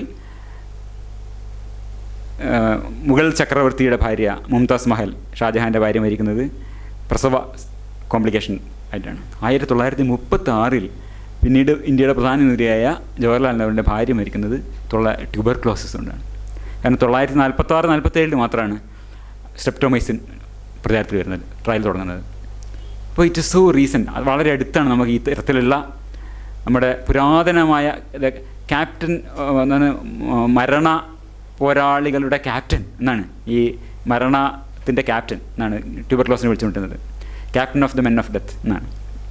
അതിന് കീഴടക്കുന്നത് വളരെ നമ്മുടെ ആ കാലത്ത് ജനിച്ചവർ ഇന്നുമുണ്ട്. BM ഹെഗ്ഡെയൊക്കെ ജനിച്ചതിന് ശേഷമാണ് ട്യൂബർക്ലോസ് കീഴടങ്ങുന്നത്. 1938 BM ഹെഗ്ഡെ ജനിക്കുന്നത്. അപ്പോൾ ഈ പരിണാമ ആയുധ പന്തയത്തിൽ നമ്മൾ വലിയ പരിണാമ ആയുധ പന്തയത്തിനപ്പുറം നമ്മളിത് കയ്യേൽക്കുന്നത് വളരെ അടുത്ത കാലത്താണർത്ഥം. അപ്പോൾ പരിണാമ ആയുധ പന്തയത്തിൽ വിജയിച്ച് നിന്നിരുന്ന ഈ സിഫിലിസ് ബാക്ടീരിയ ആയാലും പിന്നെ മലമ്പനിയുടെ ഏകകോശജീവി ആയാലും ട്യൂബർക്ലോസിസ് ബാക്ടീരിയ ആയാലും ഒക്കെ പരാജയപ്പെട്ടത് വളരെ അടുത്താണ്. അവിടെയാണ് as old as creation syphilis is now curable എന്നാണ്. ഇതൊക്കെ വളരെ വളരെ വളരെ സമീപകാലത്ത് സംഭവിച്ചിട്ടുള്ളതാണ്. പെൻസിലിൻ ക്യൂവേഴ്സ് ഗൊണോറിയ ഫോർവേഡ്സ് ഇതൊക്കെ പഴയ കാലത്തെ ചില. ഇവിടെയാണ് ലൈഫ് എക്സ്പെക്റ്റൻസി വലിയൊരു മാറ്റം നമ്മൾ കാണുന്നത്. ഇതേപോലെ പരന്ന് വന്നിരുന്നത് 1920-കളിലാണ്. ഇത് ലോകത്തിൻ്റെ വിവിധ ഭാഗങ്ങൾ, ആഫ്രിക്ക മുതൽ യൂറോപ്പ് വരെയുള്ള വിവിധ ഭാഗങ്ങളിൽ എല്ലാ ദിക്കിലും നമുക്കിത് കാണാം. ഇങ്ങനെ മനുഷ്യ ചരിത്രം തൊട്ട് തുടങ്ങി വന്നിരുന്ന ഇതേ ഈ ഗ്രാഫ് ഇവിടെ വെച്ചാണ് പതുക്കെയല്ല പിന്നെ വളരെ പെട്ടെന്ന് തന്നെ പോകുന്നത്. ഇതൊക്കെ ശാസ്ത്രയുഗത്തിൻ്റെ ഭാഗമാണ്. പക്ഷേ ഇതിങ്ങനെയൊക്കെ ഇരിക്കും ഡോക്ടേഴ്സ്, അതായത് ഈ ചികിത്സകൻ എന്നത് ആധുനിക ചികിത്സകൻ ഒരു പുരാതന ചികിത്സകനെ സംബന്ധിച്ച് അപേക്ഷിച്ച് വളരെയധികം കഴിവുള്ള ആളാണ്. മനുഷ്യ ചരിത്രത്തിൽ യഥാർത്ഥത്തിൽ രോഗികൾക്ക് പ്രയോജനം ചെയ്യാൻ ചികിത്സകർക്ക് കഴിയുന്ന കാലം എന്നത് വളരെ അടുത്ത കാലത്താണ്. കഴിഞ്ഞ ഒരു 50 കൊല്ലെന്നോ 75 കൊല്ലെന്നോ പറയാവുന്ന ഒരു കാലത്താണ് ഈ ചികിത്സകന് യഥാർത്ഥമായി നമ്മൾ ഈ കാണുന്ന പോലെ ഈ ഗ്രാഫിനെ മേലോട്ട് കൊണ്ടുപോകാൻ കഴിഞ്ഞ. ഇത് മുഴുവൻ ചികിത്സകർ എന്ന ആൾ ചെയ്യുന്നു എന്ന് അതിൻ്റെ അർത്ഥം. ജോൺസ്നോ പോയി ആ കോളർ ഉണ്ടാക്കുന്ന പൈപ്പിൻ്റെ പിടി ഊരുന്നതും ഞാൻ ഫിസിഷ്യൻ്റെ പ്രവർത്തനമായിട്ടാണ് കാണുന്നത്. അല്ലെങ്കിൽ ഈ ശാസ്ത്രത്തിൻ്റെ പ്രവർത്തനമായിട്ട് ഞാൻ കാണുന്നത്. പക്ഷേ അതാണ് മനുഷ്യ ചരിത്രത്തിൽ ചികിത്സകർക്ക് യഥാർത്ഥത്തിൽ ഏറ്റവും കൂടുതൽ പ്രയോജനം ചെയ്യാൻ കഴിയുന്ന കാലമാണ് നമ്മുടേത്.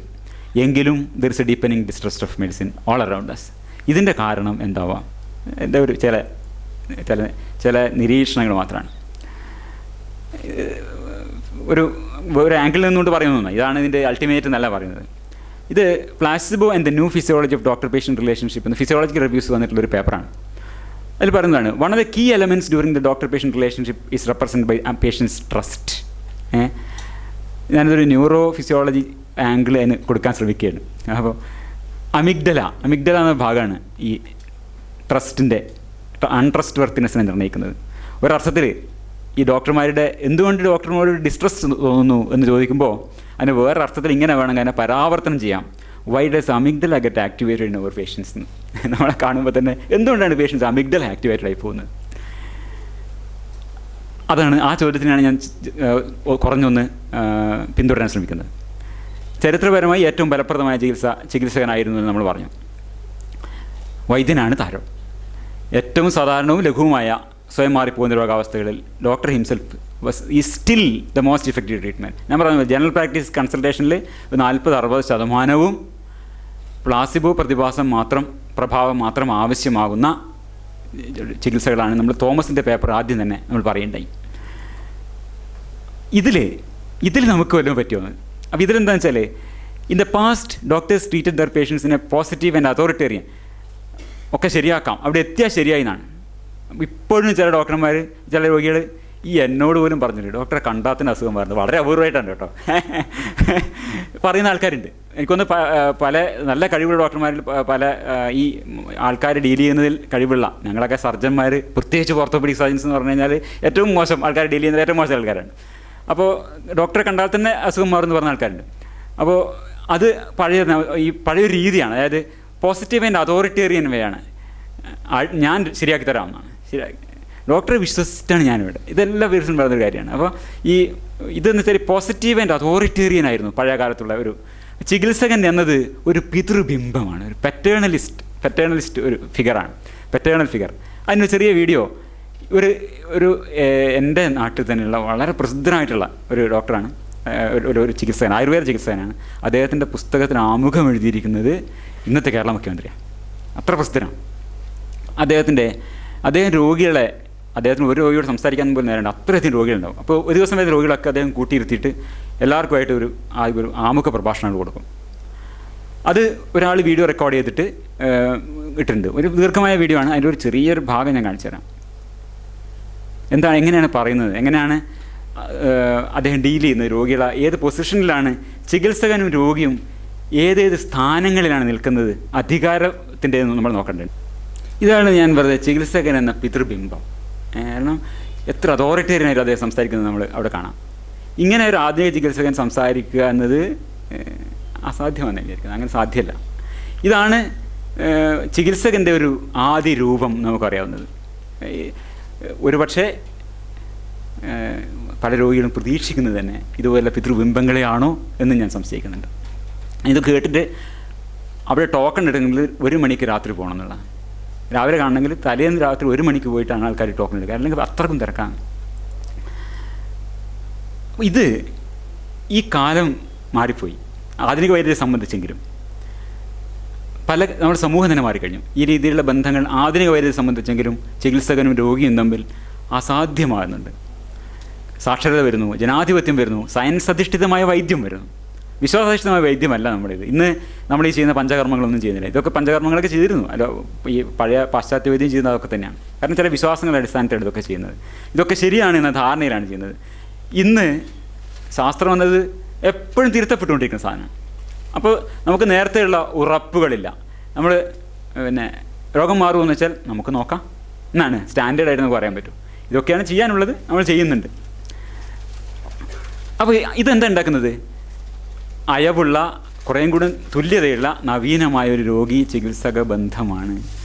ഇത് ഞാൻ പറയുന്നതല്ല, 1987 നമ്മുടെ KB തോമസ് ആ പേപ്പറിൽ, ഞാൻ നേരത്തെ ഉദ്ദേശിച്ച പേപ്പർ പറയുന്നത് റീസെൻറ്റ് ചേഞ്ചസ് ഇൻ സൊസൈറ്റി. ഇത് നമ്മുടെ നാട്ടിൽ വന്നു എന്നല്ല ഞാൻ പറയുന്നത്.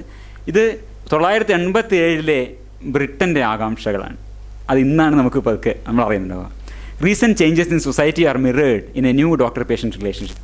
Old authoritarian consultation has given way to a more flexible and equal relationship.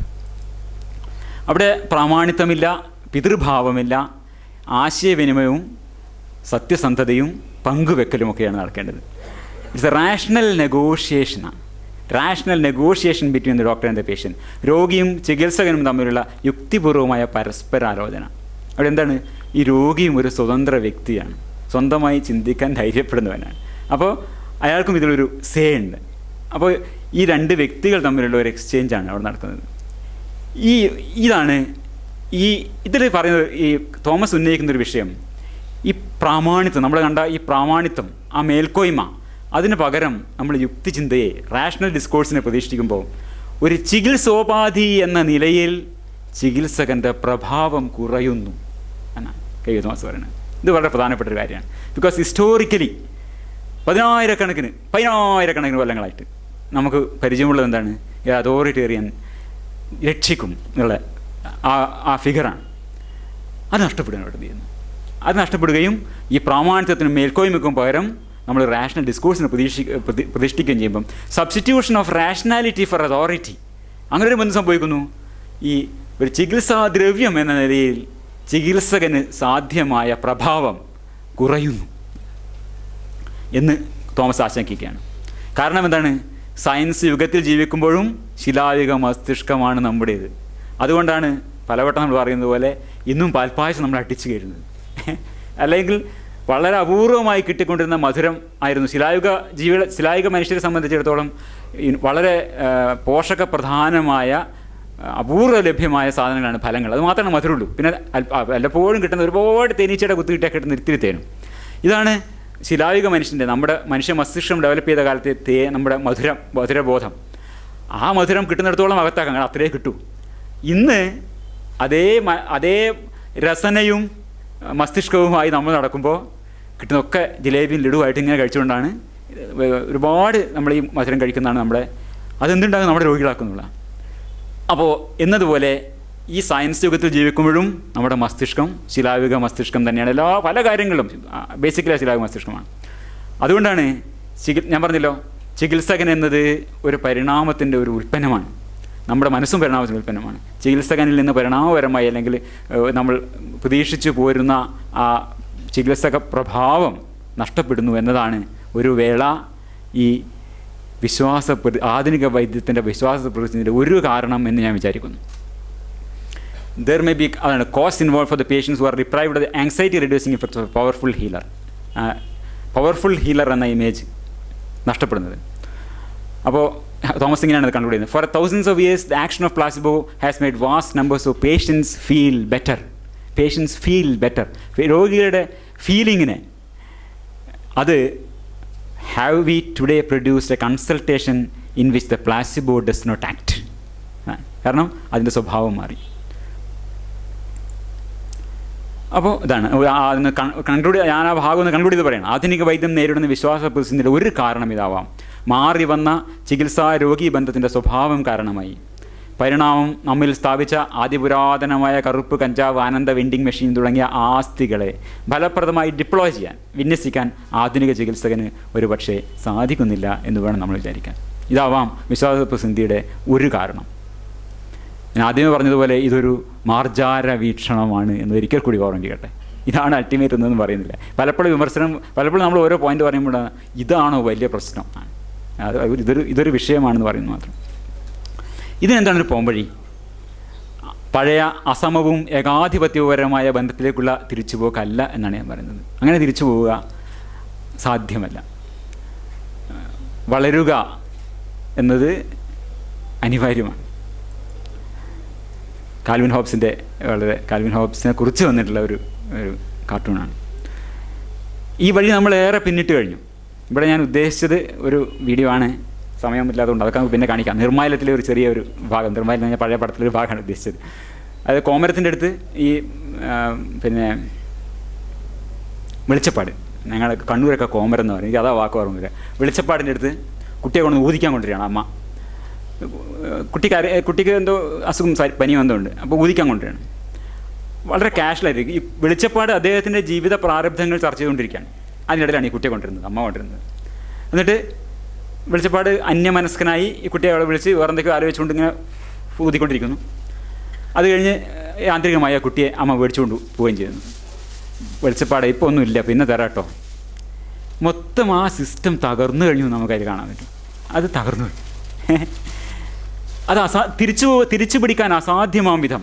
കാര്യം ഒരു 100,000 പുരാതനമായ ലോകവീക്ഷണത്തിൻ്റെ തന്തുക്കളാൽ നിർമ്മിതമാണ് ആ ലോകവീക്ഷണം, ആ വീക്ഷണം.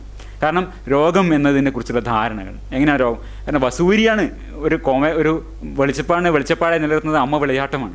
അതൊക്കെ പോയി കഴിഞ്ഞു. അപ്പോൾ നമുക്ക് ആ വീഡിയോ ഒന്ന് ജസ്റ്റ് വേണേൽ കാണിക്കാം. ആ കരയുന്ന കുട്ടി എൻ്റെ സുഹൃത്താണ് കേട്ടോ, അദ്ദേഹത്തിന് കൂടി കാണിക്കാൻ വേണ്ടിയാണ്. അതേ ഒരു ഫ്രീ തിങ്കറാണ്, ഇന്ന് അമേരിക്കയിലാണ്. ഇതിൽ എന്നെയും കൂടി കാണിച്ചേക്കാം. ഏതായാലും കൂടുതൽ സമത്വാധിഷ്ഠിതവും, നമ്മൾ ഈ പിതൃബിംബം എന്നത് പറഞ്ഞു. അപ്പോൾ കൂടുതൽ സമത്വാധിഷ്ഠിതവും സന്തുഷ്ടവും സാർത്ഥകവുമായ പുത്ര ബന്ധങ്ങൾ ഇക്കാലം സാധ്യമായിട്ടുണ്ട് നമ്മൾ. ഇതാണ് ഒരു സാധ്യതയെ ഞാൻ കാണുന്നത്. കാരണം ഒരു പിതാവ് എന്ന ഒരു എന്താണ് ബാലേന്ദ്രൻ ചുള്ളിക്കാരൻ്റെ കവിതയിലൊക്കെ വരുന്ന അച്ഛൻ്റെ ബിംബങ്ങളൊക്കെ ഇല്ലേ, ഭീഷണമായ ബിംബങ്ങൾ, അതൊക്കെ നമ്മുടെ തലമുറയിൽ തന്നെ മാറിക്കഴിഞ്ഞു എന്നുള്ളതാണ്. ഇന്നത്തെ അച്ഛനെ അതല്ല. അങ്ങനെ പിതൃപുത്ര ബന്ധങ്ങൾക്ക് മാറാമെങ്കിൽ എനിക്ക് തോന്നുന്നത് സമത്വാധിഷ്ഠിതവും സന്തുഷ്ടവും സാർത്ഥകവുമായ ചികിത്സക രോഗി ബന്ധങ്ങളും സാധ്യമാണ് എന്ന് ഞാൻ വിചാരിക്കുന്നു. നമ്മൾ പഴയതിലേക്ക് തിരിച്ചു പോകേണ്ട ആവശ്യമില്ല. പഴയകാല ചികിത്സക പിതൃബിംബത്തെ വർജിക്കുന്ന കൂടുതൽ സമത്വാധിഷ്ഠിതവും സന്തുഷ്ടവും സാർത്ഥകവുമായ ചികിത്സക രോഗി ബന്ധങ്ങളും സാധ്യമാണെന്ന് തന്നെ നമുക്ക് വിചാരിക്കാം. ഇതിനെക്കുറിച്ച് socio physiology of caring in the doctor patient relationship എന്നൊരു പേപ്പർ ഹെർബർട്ട് ആഡ്ലറിൻ്റെ ഒരു പേപ്പറുണ്ട്. Medical caring as a mutual physiological engagement, socio physiologic process through which a doctor and patient can influence each others health. അപ്പോൾ ഇതിലെന്താണ് പറയുന്നത്? ഈ ചികിത്സകനും രോഗിയും തമ്മിലുള്ള ബന്ധം it's as a collaborative partners ആണ്. As collaborative partners engaged in a common struggle.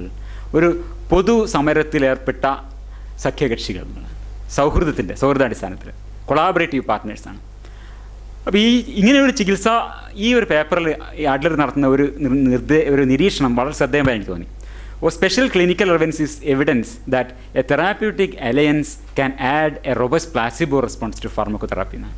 അപ്പോൾ ഈ തരത്തിലുള്ള ചികിത്സാ ചങ്ങാത്തങ്ങൾ, ചികിത്സാ സൗഹൃദങ്ങൾ ചികിത്സകനും രോഗിയുമായി ഉണ്ടാകുമ്പോഴും നേരത്തെ ഈ അതോറിറ്റേറിയനായ കൺസൾട്ടേഷനുകൾ ഉണ്ടായിരുന്ന അത്രയും തന്നെ ഈ തലക്കെട്ട് അടിക്കാതെ തന്നെ പ്ലാസിബോ ഇഫക്റ്റ് ഉണ്ടാക്കുന്നത് പോലെ മുടി എടുത്തിട്ട് അപ്പോൾ പ്ലാസിബോ ഇഫക്റ്റ് ഉണ്ടാവും നമ്മൾ കാണുന്നുണ്ട്. അപ്പോൾ ഇറ്റ് ഈസ് കോണ്ടെക്സ്റ്റുവൽ ഇഫക്റ്റ്. നിങ്ങൾ ഇന്ന് തന്നെ ചെയ്തോളുന്നില്ല. നിങ്ങൾ പിതൃനിർവിശേഷം എന്ന് പറയുമ്പം ഏത് തരത്തിലുള്ള പിതൃനിർവിശേഷവും ആവാം. നിങ്ങൾക്ക് ഈ കൊളാബറേറ്റീവ് പാർട്ട്ണർഷിപ്പിലൂടെ, ചികിത്സാ ചങ്ങാത്തത്തിലൂടെ തന്നെ പ്ലാസിബോ പ്രഭാവം ഉദ്ദീപിപ്പിക്കാം എന്നാണ് ആഡ്ലറിൻ്റെ നിരീക്ഷണം. ഈ വഴിക്ക് 1987 ഞാൻ ഒരു പേപ്പർ ഈ ഒരു ആശങ്ക യൂറോപ്പ് പറഞ്ഞത് ഞാൻ കാണിക്കുകയുണ്ടായി BMJ പേപ്പറിൽ. യൂറോപ്പ് ആ വഴിക്ക് വളരെ മുന്നേറുകയുണ്ടായി. ഈ തരത്തിലുള്ള കൊളാബറേറ്റീവ് പാർട്ട്ണർഷിപ്പ് ആണ് അവിടുത്തെ കൺസൾട്ടേഷൻ. നമ്മുടെ അവിടെ എൻ്റെ ക്ലാസ്മേറ്റ്സ് വർക്ക് ചെയ്യുന്നത്, അവിടെയൊക്കെ സംസാരിക്കുമ്പോൾ നമുക്കറിയാം അവിടുത്തെ ഡോക്ടർ രോഗി ബന്ധം എത്രത്തോളം വ്യത്യസ്തമാണെന്നുള്ളത്. അവിടെ ഒരു ജനറൽ പ്രാക്ടീസ് കൺസൾട്ടേഷനിൽ factors affecting patients trust and confidence, രോഗികളുടെ ട്രസ്റ്റിന് അത് എന്താണ് നിർണ്ണയിക്കുന്നത് എന്ന് ഒരു പഠനം നടത്തിയത്. ഏറ്റവും പ്രധാനം എന്താണ്? The strongest association being taking your problem seriously. ആ രീതിയിലേക്ക് നമ്മൾ ഈ മനസ്സിലാക്കിയത് വലിയ അളവോളം യൂറോപ്പിലൊക്കെ സാധ്യമായിട്ടുള്ള ഈ നവീനമായ ചികിത്സക രോഗീ ബന്ധങ്ങളിൽ വിശ്വാസം ഉണ്ടാക്കുന്നത് എന്താണ്? The strongest association being taking your problem seriously. ഈ രോഗിയെ ഈ വരുന്ന ആളെ വേണ്ടത്ര സീരിയസ് ആയി എടുക്കുന്നുണ്ടെന്നുള്ളത്, എൻ്റെ പ്രോബ്ലംസിന് സീരിയസ് ആയി എടുക്കുന്നുള്ളതാണ്. അപ്പോൾ ഇതിൽ അഡ്ലർ വന്നൊരു കാര്യമാണ്, ഈ ഡിസ്ട്രസ്സുള്ള രോഗികൾക്ക് വേണ്ടതാണ് you have to get in to the cage with them. അവരെ ഇത് ഈ കൂട്ടിൽ, അവരുടെ കൂട്ടിൽ നമ്മൾ ഇറങ്ങുക എന്നുള്ളതാണ്. ചികിത്സകനും അവരുടെ കൂടെ ഇറങ്ങുക എന്നുള്ളതാണ്. Collaborative partners. അതിൽ a respectful collaboration facilitate by establishing an empathic bond. ആ പേപ്പറിൽ പറഞ്ഞ ഒരു വാചകം ഇതാണ്, we may have an investigated neuro endocrine substrate for the, ഇത് ഞാൻ നേരത്തെ പറഞ്ഞല്ലോ, ഇത് ആ പേപ്പറിൻ്റെ പേരിന് ഇതാണ് സോഷ്യോ ഫിസിയോളജി ഓഫ് കെയറിംഗ് ആണ്. അപ്പോൾ അതിൽ അദ്ദേഹം പറയുന്നത് എന്താണ്? Investigable neuro endocrine substrate for the doctor patient relationship. Doctor പുതിയ നവീനമായ ഈ സൗഹൃദത്തിലും സമത്വത്തിലും സൗഹൃദത്തിലും അധിഷ്ഠിതമായ ഈ ഒരു കൊളാബറേറ്റീവ് പാർട്ട്ണർഷിപ്പിൽ അതിൻ്റെ ഒരു ന്യൂറോ എൻഡോക്രൈൻ സബ്സ്ട്രേറ്റ് എന്താണ്? സെൻട്രൽ ന്യൂറോപെപ്റ്റൈഡ്സ് ആയ ഓക്സിറ്റോസിൻ എന്നാണ്. നേരത്തെ നമ്മൾ അമിഗ്ഡല പറഞ്ഞെടുത്ത് ഞാൻ വീണ്ടും ഈ ഒരു തന്തുവിനെ കൊണ്ട് കൂട്ടിക്കെട്ടാണ്. ഓക്സിറ്റോസിനാണ് ബോണ്ടിങ്, സ്നേഹത്തിലും എല്ലാ ബോണ്ടിങ്ങുകളിലും സൗഹൃദങ്ങളിലും ഒക്കെ വരുന്നത് ഓക്സിറ്റോസിനാണ് ട്രസ്റ്റ് ഹോർമോൺ. ഇതാണ് പുതിയ ഡോക്ടർ രോഗി ബന്ധത്തിൽ അമിഗ്ഡലയെ സ്വാധീനിക്കുന്നത്. നേരത്തെ നമ്മൾ അമിഗ്ഡലയെ കാണിച്ചു, ആ ചിത്രം ഇവിടെ വീണ്ടും എടുത്തിട്ടുണ്ട്. ഇത് ഏറ്റവും താഴെ ഇവിടെ കാണാം ഓക്സിറ്റോസിൻ. ഈ ഓക്സിറ്റോസിൻ അമിഗ്ഡലയുടെ ഉദ്ദീപനത്തെ കുറക്കുന്നു എന്നുള്ളതാണ്. അപ്പോൾ നേരത്തെ ഞാൻ പറഞ്ഞു തുടങ്ങി എന്താണ്, എന്തുകൊണ്ട് നമ്മുടെ രോഗികളുടെ അമിഗ്ഡല ഉത്തേജിതമാവുന്നു എന്ന ചോദ്യത്തിന് അതെങ്ങനെ പരിഹരിക്കാമെന്ന ചോദ്യത്തിന് കൂടുതൽ ഓക്സിറ്റോസിൻ ഉണ്ടാകുന്നതിലൂടെയാണ് എന്ന് പറയാം. അതിന് നമുക്കൊരു അതിൻ്റെ ഒരു socio physiology. Friendship is a lot of oxytocin. അപ്പോൾ ഇതുപോലെ സൗഹൃദങ്ങൾ, ചികിത്സാ സൗഹൃദങ്ങളിലൂടെ പറയാൻ എന്തൊരു എളുപ്പം, എന്തൊരു സുഖം എന്നാണ്. നടക്കുന്ന കാര്യമാണോ അറിയില്ല. നമുക്ക് മനോരാജ്യത്തിൽ എന്തിനാ അർദ്ധരാജ്യം എന്ന് പറയുന്നുണ്ടല്ലോ, അതാണ്. അപ്പോൾ ഈ സൗഹൃദം, ഓക്സിറ്റോസിൻ, അമിഗ്ഡല, വിശ്വാസം, അതിനൊന്ന് ഞാൻ ഒന്നിച്ച് കൂട്ടിക്കെട്ടാൻ ശ്രമിക്കുകയാണ്. Oxytocin increases trust by binding to its own receptors on the amygdala and by inhibiting its activity. അപ്പോൾ ഉത്തേജിതമാകുന്ന അമിഗ്ഡലക്കുള്ള പ്രതിവിധി എന്താണ്? കൂടുതലായി ഉൽപ്പാദിക്കപ്പെടുന്ന ഓക്സിറ്റോസിനാണ്. പക്ഷേ ഇതിൽ നമ്മൾ ഞാൻ ആദ്യമേ പറയട്ടെ, ഐഡിയൽസ് ആർ ലൈക്ക് സ്റ്റാർസ്. ഇതൊക്കെ നടന്നുകൊള്ളണമെന്നില്ല. ഈ കൊളാബറേറ്റീവ് പാർട്ട്ണർഷിപ്പൊക്കെ നടന്നുകൊള്ളണമെന്നില്ല. ഇതൊക്കെ these are ideals like stars. We never reach them, but like mariners of the sea we chart our course by them. ഇങ്ങനെ ഒരു ചികിത്സാ സൗഹൃദം എന്ന വിദൂരമായ ലക്ഷ്യത്തെ മുൻനിർത്തിക്കൊണ്ട് നമുക്ക് മുന്നേറാം ആണ്. പക്ഷേ ഈ നക്ഷത്രങ്ങളെ നമ്മൾ എന്തുകൊണ്ട് കാണുന്നില്ല? അതാണ് ഞാൻ അടുത്തൊരു വിഷയം. നമ്മുടെ നാട്ടിൽ ഇതാണ് നമ്മുടെ ഐഡിയൽ എന്നിരിക്കെ why don't we see the stars very often? കാണുന്നില്ല നമ്മുടെ നാട്ടിൽ. ഇപ്പോഴും ഡോക്ടർമാരുടെ അനാസ്ഥ എന്ന പത്രങ്ങൾ ഇങ്ങനെ വരുമ്പോൾ എന്തുകൊണ്ട് ഈ ഡിസ്ട്രസ്റ്റ് തന്നെ നിലനിൽക്കുന്നു? എന്തുകൊണ്ട് അമിഗ്ഡല ഉത്തേജിതമാകുന്നു? എന്തുകൊണ്ട് ഓക്സിറ്റോസിൻ ഉൽപ്പാദിപ്പിക്കപ്പെടുന്നില്ല? സമത്വാധിഷ്ഠിത ചികിത്സാ സൗകര്യത്തിൻ്റെ വികാസത്തിന് എന്താണ് തടസ്സം? അതിനും എൻ്റെ മാർജാര വീക്ഷണത്തിലൂടെ ഞാൻ ഒരു ശ്രമം നടത്തുകയാണ്. ഇതിൻ്റെ ഒരു ചെറിയ എന്നൊക്കെ ഞാൻ മനഃപൂർവ്വം ചേർത്താണ്. ചെറുതാണോ വലിയ കാരണം ചോദിക്കാൻ പാടില്ല. കാരണം ഞാൻ ആദ്യത്തെ പേപ്പറിന് അതാണ് ഇട്ടത്. ഇതൊക്കെ വേറെ ഒരുപാട് കാര്യങ്ങൾ നടക്കുന്നുണ്ട് ഇവിടെ. ഒരു ചെറിയ കാരണം, ഡോക്ടർ രോഗി ബന്ധങ്ങൾ സമത്വാധിഷ്ഠിതമായ ചികിത്സാ സൗഹൃദങ്ങളായി വികസിക്കുന്നതിനുള്ള ഒരു തടസ്സം ഡോക്ടർമാർക്കിടയിലെ വ്യാപകമായ അസന്തുഷ്ടിയാണ് എന്ന് ഞാൻ കരുതുന്നു. Doctors are very unhappy. അത് സത്യമാണ്. ഈ ചികിത്സകൻ്റെ മുഖം സന്തുഷ്ടമല്ലെങ്കിൽ സന്തുഷ്ടമല്ലാത്ത മുഖങ്ങൾ കാണുമ്പോൾ അമിഗ്ഡല ഉത്തേജിതമാവും. അതാണ് എൻ്റെ ഒരു സോഷ്യോ ഫിസിയോളജി.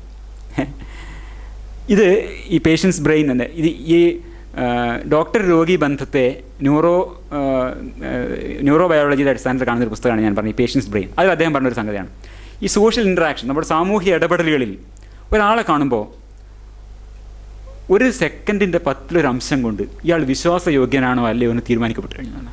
അത് അമിഗ്ഡലയുടെ ജോലിയാണ്. അൺഫെമിലിയർ പേഴ്സൺ കാണുമ്പോൾ അത് 100 milliseconds ഓഫ് എക്സ്പോഷർ മതി എന്നാണ് പറയുന്നത്.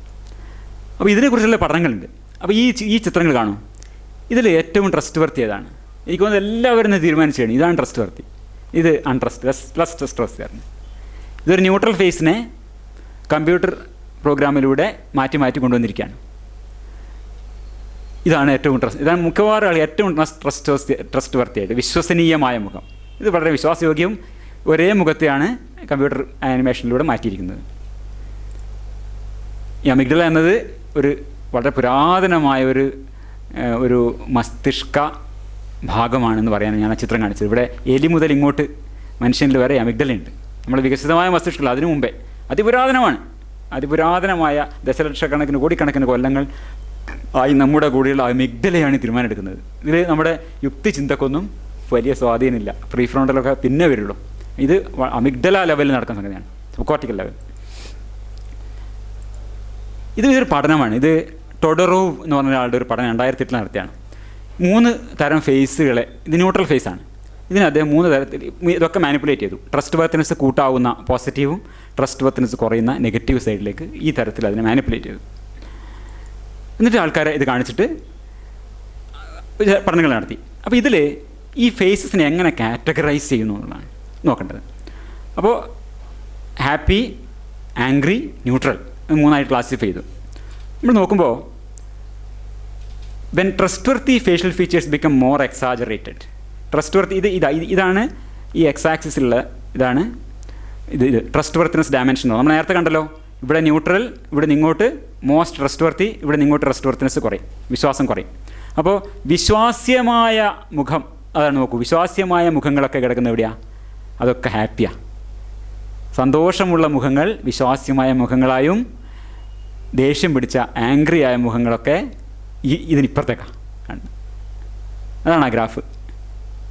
ഇത്രയും ഗ്രാഫൊക്കെ മനസ്സിലാക്കണമെങ്കിൽ കണക്ക് പഠിക്കാതെ ഞാൻ എത്ര ബുദ്ധിമുട്ടാണ് നിങ്ങൾ എന്താ ആലോചിച്ച് നോക്കൂ. അപ്പോൾ ഇതാണ് when the trustworthy social features become more exaggerated in the positive direction, the faces are mostly classified as happy. As the facial features become more exaggerated in the negative direction, the faces are mostly classified as angry. ഞാൻ പറയുന്നത് എന്താ, നമ്മൾ ഡോക്ടർമാരൊക്കെ ആംഗ്രിയാണ്. എല്ലാവരും mostly ഡോക്ടർമാരുടെ മുഖം ദേഷ്യം പിടിച്ച മുഖമാണ്. അപ്പോൾ അത് കാണുമ്പോൾ തന്നെ അമിഗ്ഡല ആക്ടിവേറ്റഡ് ആയി പോകുന്നതാണ് വിചാരിക്കുന്നത്. ആധുനിക ചികിത്സകരിൽ ബഹുഭൂരിപക്ഷവും അസന്തുഷ്ടരാണ്. ഇത് കുറേ വീഡിയോസ് കാണാം നമുക്കിങ്ങനെ യങ് ഡോക്ടേഴ്സിനെ ഇൻ്റർവ്യൂ ചെയ്തിട്ടുള്ളത്. അപ്പോൾ ഓരോ ആളുടെയും ഓരോരോ പ്രശ്നങ്ങൾ ഇങ്ങനെ പറഞ്ഞിട്ടുള്ളത് ഒരുപാട് വീഡിയോസ് കാണാം. ഇവിടെ ഒരു വീഡിയോ ഉണ്ട്, വളരെ രസമുള്ള ഒരു ഓഡിയോ ക്ലിപ്പിംഗ് ആണ്. അതൊക്കെ എൻ്റെ ഉണ്ട്, ഞാൻ കാണിക്കാൻ മുതിരുന്നില്ല. ഒരാൾ പിന്നെ ഹിന്ദിയിലാണ് കേട്ടോ, ഒരു വെബ്സൈറ്റിൽ നിന്ന് വിളിക്കുകയാണ് ഒരു പാവപ്പെട്ട ഒരു പെൺകുട്ടി. ഈ കോൾ സെൻറ്റർ ജോലി ചെയ്യുന്ന കുട്ടി വിളിക്കുകയാണ്, ഡോക്ടർ നിങ്ങൾ ഞങ്ങളുടെ പിന്നെ അത് പഠിക്കാനുള്ളൊരു വെബ്സൈറ്റാണ്, മെഡിക്കൽ പഠനത്തിനുള്ള വെബ്സൈറ്റ്, കൂടെ കണ്ടിന്യൂയിങ് മെഡിക്കൽ എഡ്യൂക്കേഷന് വേണ്ടിയിട്ടുള്ള. ഡോക്ടറല്ലേ? അത് ഡോക്ടറാണ്. ഡോക്ടർ നിങ്ങൾ ഞങ്ങളുടെ വെബ്സൈറ്റിൽ രജിസ്റ്റർ ചെയ്തു, വളരെ കാലമായി വളരെ ഭംഗിയായിട്ട് ചോദിക്കും, വളരെ കാലമായിട്ട് കുറച്ച് കാലമായിട്ട് നിങ്ങൾ പിന്നെ അങ്ങോട്ട് വരുന്നത് കാണുന്നില്ല അതിലേക്കെന്ന് പറഞ്ഞു. ഞാൻ പഠിത്തം നിർത്തി. ഇതൊരു കാര്യമില്ല, ഇയാളിങ്ങനെ വെറുതെ ചൂടാവുക. എപ്പോൾ തുടങ്ങിയതാണിത്? ചെറിയ കുട്ടിയായി അമ്മ തുടങ്ങിയതാണ്, പഠിക്ക് നീ പഠിച്ചാൽ അങ്ങനെയാവും, പഠിച്ചാൽ ഇങ്ങനെയാവും.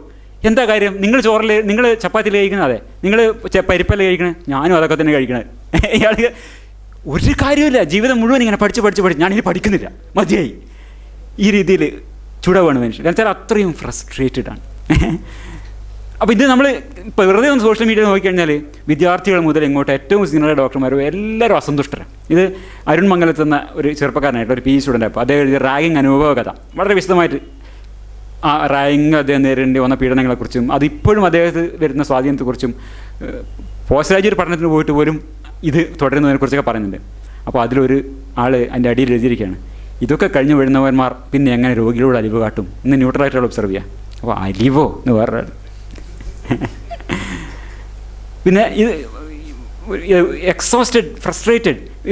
ഇതൊരു ഡോക്ടർ മെക്സിക്കോയിൽ സംഭവിച്ചതാണ്. അടുത്ത 2015 മെയ്യിൽ ഒരു ഡോക്ടർ രാത്രി ഇങ്ങനെ വർക്ക് ചെയ്തുകൊണ്ടിരിക്കുകയാണ്, അതിലേക്ക് അവിടെ ഇരുന്നുറങ്ങിപ്പോയി. ഇതൊരു രോഗി ഈ ഫോട്ടോ എടുത്തിട്ട് അത് ട്വീറ്റ് ചെയ്തു.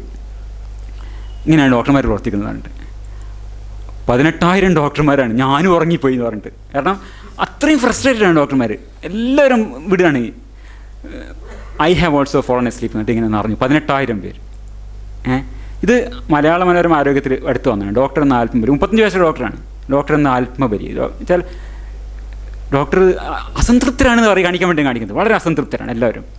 Y are doctors unhappy? ഇതാണ് തലക്കെട്ട്.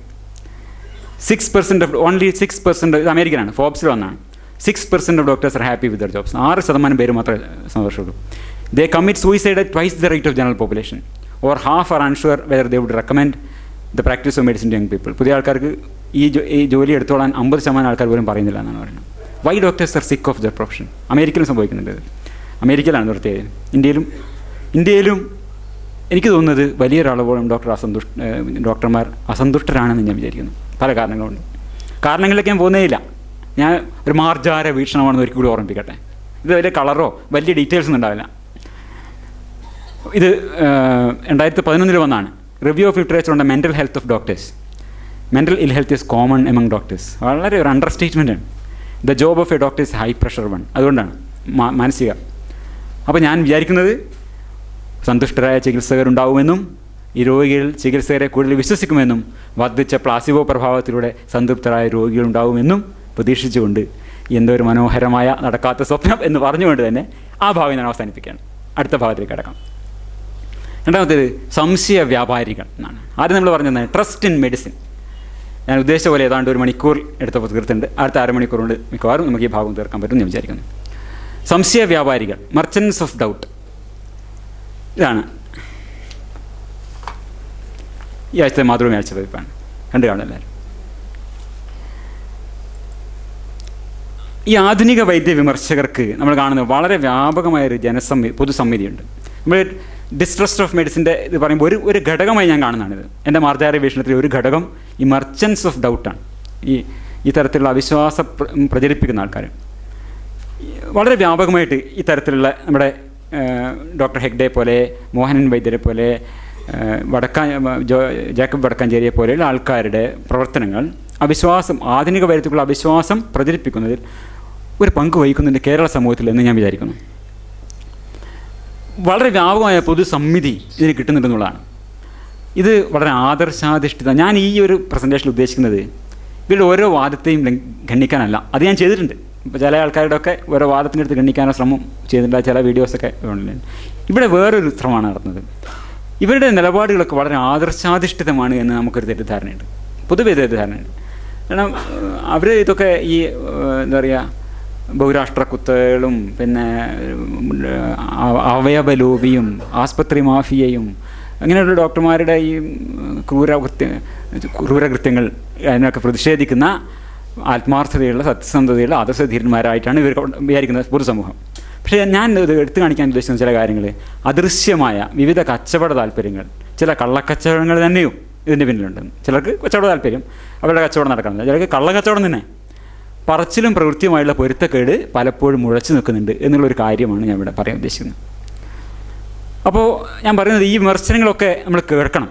പക്ഷേ ഈ വിമർശനങ്ങളെ വിലയിരുത്തുമ്പോൾ ഈ പറയുന്ന ആൾക്കാരുടെ വിശ്വാസ്യത, അവരുടെ കച്ചവട താല്പര്യ സംഘർഷങ്ങൾ വെച്ചാൽ കോൺഫ്ലിക്റ്റ് ഓഫ് ഇൻട്രസ്റ്റ്, ഞാൻ ആദ്യം പറഞ്ഞ പോലെ ഈ കോൺഫ്ലിക്റ്റ് ഓഫ് ഇൻട്രസ്റ്റിനെ ഡോക്ടറായ ഞാൻ സംസാരിക്കുമ്പോൾ മാത്രമല്ല കോൺഫ്ലിക്റ്റ് ഓഫ് ഇൻട്രസ്റ്റ് നോക്കേണ്ടത്, നമ്മളൊക്കെ വിമർശിക്കുന്ന ഈ വിമർശകരെയും കൂടിയും അവരുടെ കോൺഫ്ലിക്റ്റ് ഓഫ് ഇൻട്രസ്റ്റും കൂടിയും കൺസിഡർ ചെയ്യേണ്ടതുണ്ട്.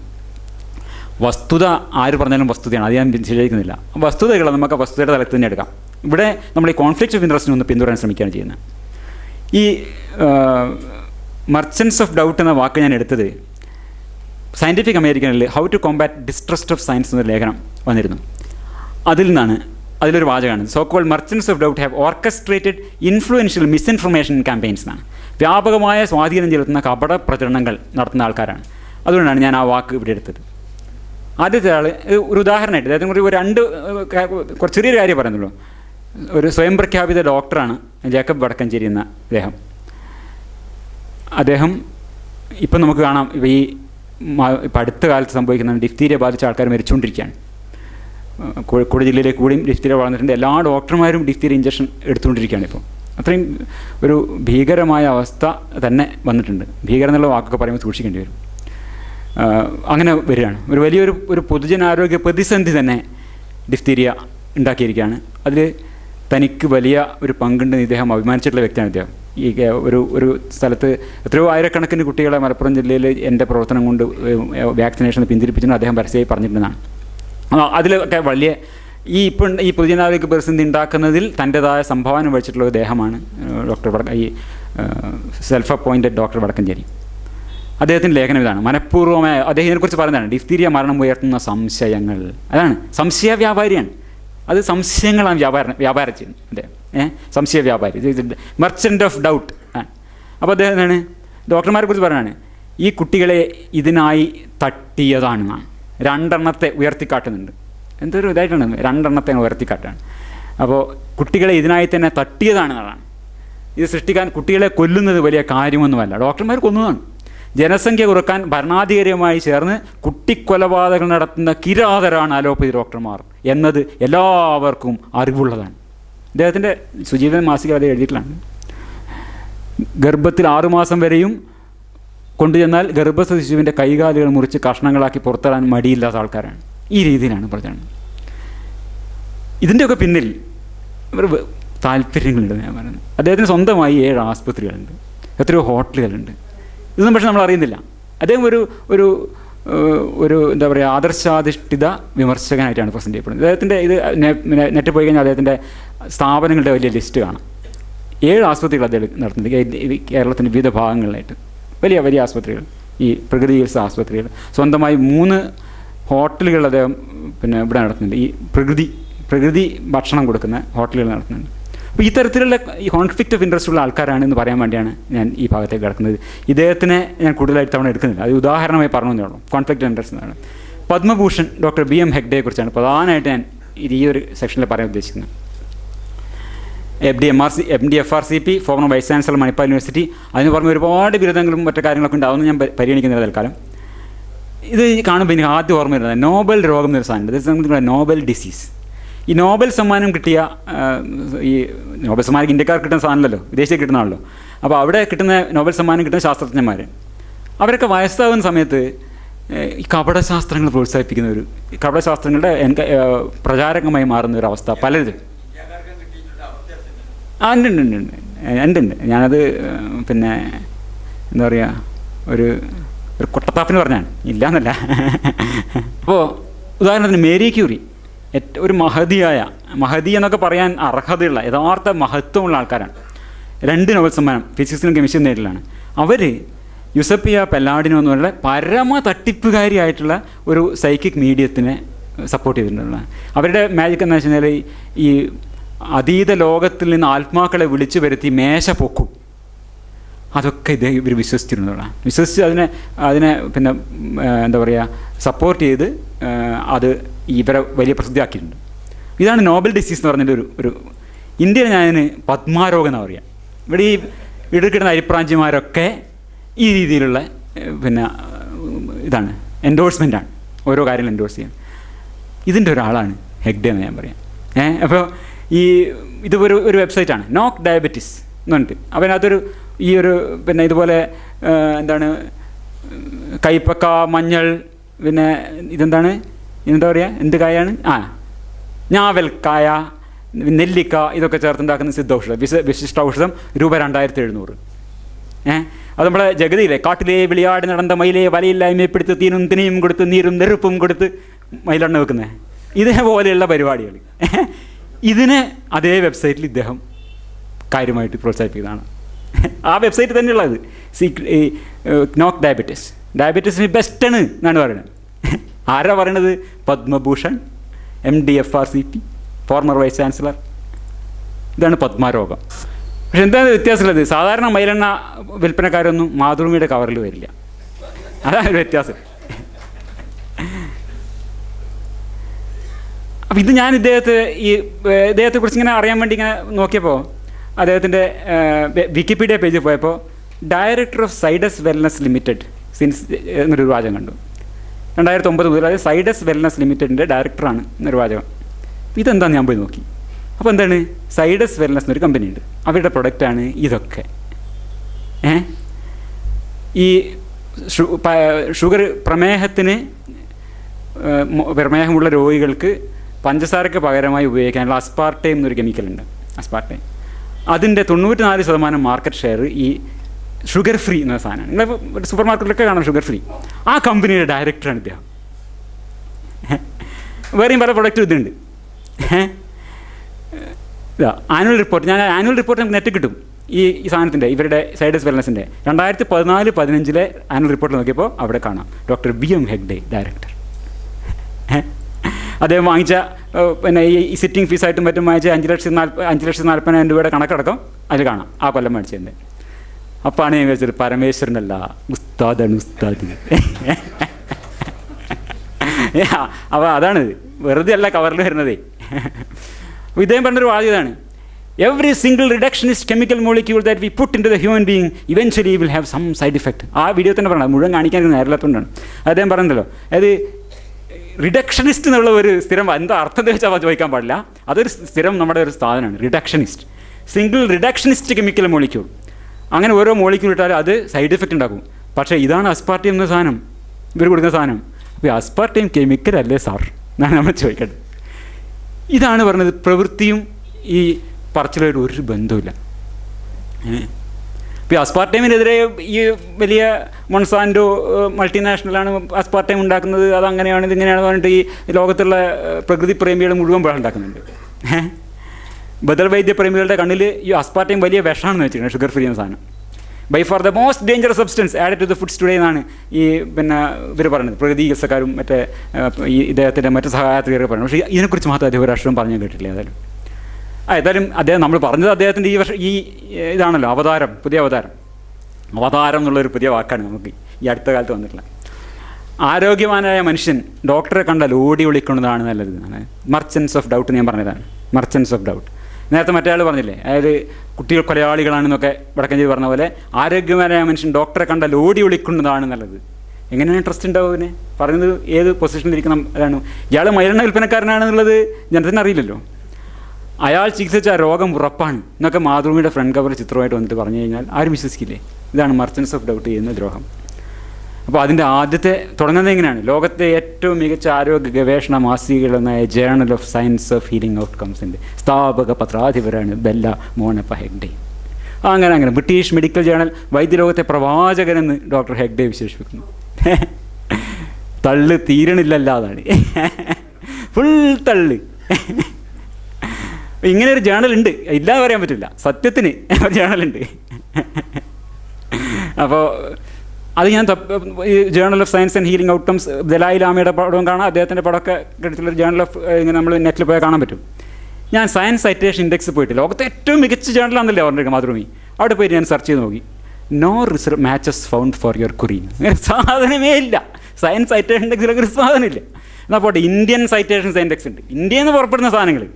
അതിൽ പോയി ഞാനിങ്ങനെ വളരെ ആകാംക്ഷപൂർവ്വം ടൈപ്പ് ചെയ്തു, ജേണൽ ഓഫ് ദ ഒക്കെ വരുന്നുണ്ട് കേട്ടോ. അപ്പോൾ journal of the Indian society of science അത് ഇതൊക്കെ വരുന്നുണ്ട്. അത് കഴിഞ്ഞിട്ട് ജേണൽ ഓഫ് ദി സയൻസ് വെച്ചാൽ പിന്നെ ഒന്നുമില്ല, അങ്ങനെ സാധനമില്ല. ഈ ഇങ്ങനെ പേരില്ല, അങ്ങനെ ഒരു ജേണല് ഇന്ത്യൻ സൈറ്റേഷൻ ഇൻഡെക്സിൽ പോലും ഇല്ല.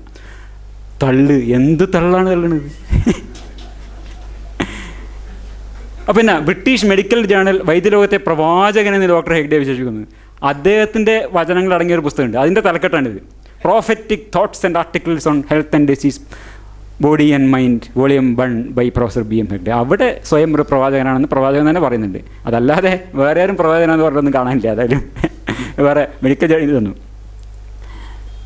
പിന്നെ അദ്ദേഹത്തിൻ്റെ ലേഖനത്തിൽ ഇങ്ങനെ വലിയ ഇത്, ഞങ്ങൾ മുന്നോട്ട് വെക്കുന്ന വളരെ ലളിതവും ചെറുതുമായ രീതികളിൽ ആളുകളുടെ ശ്രദ്ധയിൽ വരില്ല. കമ്പനികൾ പ്രചരിപ്പിച്ചാൽ വമ്പൻ ആശുപത്രികൾ നിലംപൊത്തും. പണം ഉൽപ്പാദിപ്പിക്കാൻ ചികിത്സാ രീതി ആർക്കാണ് വേണ്ടത്? പണം ഉണ്ടാക്കുന്ന ഏകദേശം പ്രോത്സാഹിപ്പിക്കുന്ന ആളുകൾ വരും. ഹൃദയാഘാതത്തിന് പരിഹാരം കാണാവുന്ന ഒരു ഇലക്ട്രോ മാഗ്നറ്റിക് ഉപകരണം ഞങ്ങൾ കണ്ടുപിടിച്ചു. അതിന് ലൈസൻസ് കിട്ടുന്നില്ല. പത്മഭൂഷണായ കിട്ടിയ ആളാണ്, ഇത്രയും പ്രശ്നമായിട്ടുള്ള ആളാണ്.